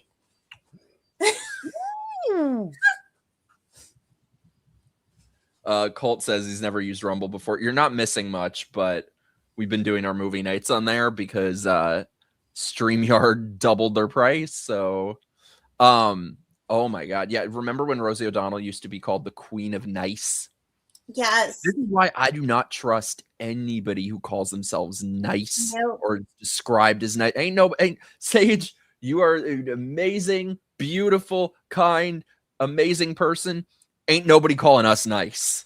I don't want to be nice. I think that's a kiss of death. I do not want to be nice. Nice, in the words of Sondheim, on topic, nice is different than good. All these people, they pretend to be so nice, and they're the most miserable people in the world. They're wretched. No, I strive to be good. I have no desire to be nice. 1000% same. That should have been my red flag with my ex, that when he called me nice, I should have just ended it right then and there. That was the life lesson. Well, I was going to say they also had, speaking of assholes, fucking Pink was hosting it. The only thing I was thinking watching her, thank you, Colt. I was watching her. I did watch her in the opening number, but then when I was watching her she was in the Chicago tribute that they did. She did all that jazz. And all I could think was like, I'm sorry, but if you're going to be up there and you're going to attempt to dance Fosse, cover your fucking tattoo. I'm sorry. There is a respect element that, like, I have tattoos. You damn well better believe if I was doing Fosse, if I was doing a recital, I am covering my tattoos. Okay. Yeah. You look like a trashy whore with unremarkable technique. I'll be nice. Okay. Cover your goddamn tattoo. She's obviously a good singer, but something sounded very off about it. I don't know if it was like the instrumentation or just the lack of a big I don't know. Something sounded very off about it. Oh my God. Alex just reminded me of this, which I totally forgot about. Yeah, there was a Rosie O'Donnell doll and a stuffed animal too. Look at that. They're doing her a real service here, as if she's that fucking thin. That doll went on Ozempic. Oh my goodness. Shit. Oh my God. Yeah, though. But so yeah. And I thought like Pink was such a random host. Like this is just how far they've fallen. Like, really? I think she's auditioning hard to be on Broadway. Wait a second. Maddie. Speaking of messed up talk show moments, did you all see when Sofia Vergara just casually announced she was raped on The View and host just glossed over it like it was nothing? No. Let me see if I can find that real quick. I know we should probably wrap up. My goodness. Yeah, I have to. I have been up since 6 a.m. I have to go to bed. Yeah, same. I have a script I got to read before tomorrow. That's right. Let me see if I can find this though. So you have to let me know how your first day goes. Thank you. Message me or call me or something and like let me know. Oh, I will. Thank you so much. I'm really excited. Oh, you're the best. So yeah, it's they for this program they picked like 10 I think it was 10 writers from across the country. I'm one of them. But so what it is they sort of alternate in the workshops between whose script is being worked on. So I get to like read the other people's and give notes and give my input. So I'm waiting to finish this rewrite before I schedule mine for my script. I'm nervous. I hope they're not going to like, I don't know, just laugh me out of the room. No, that's ridiculous. You're going to be great. What time does this happen? It's tomorrow night, like 8 or something. Okay, it's at night. Okay. Yeah. Hopefully they like it. I mean, it did get me into the program, so hopefully. Yes, you're going to be fine. YouTube, The View, Sofia Vergara. Let me see. Oh, here it is. I've not heard about that. Let me pull this up.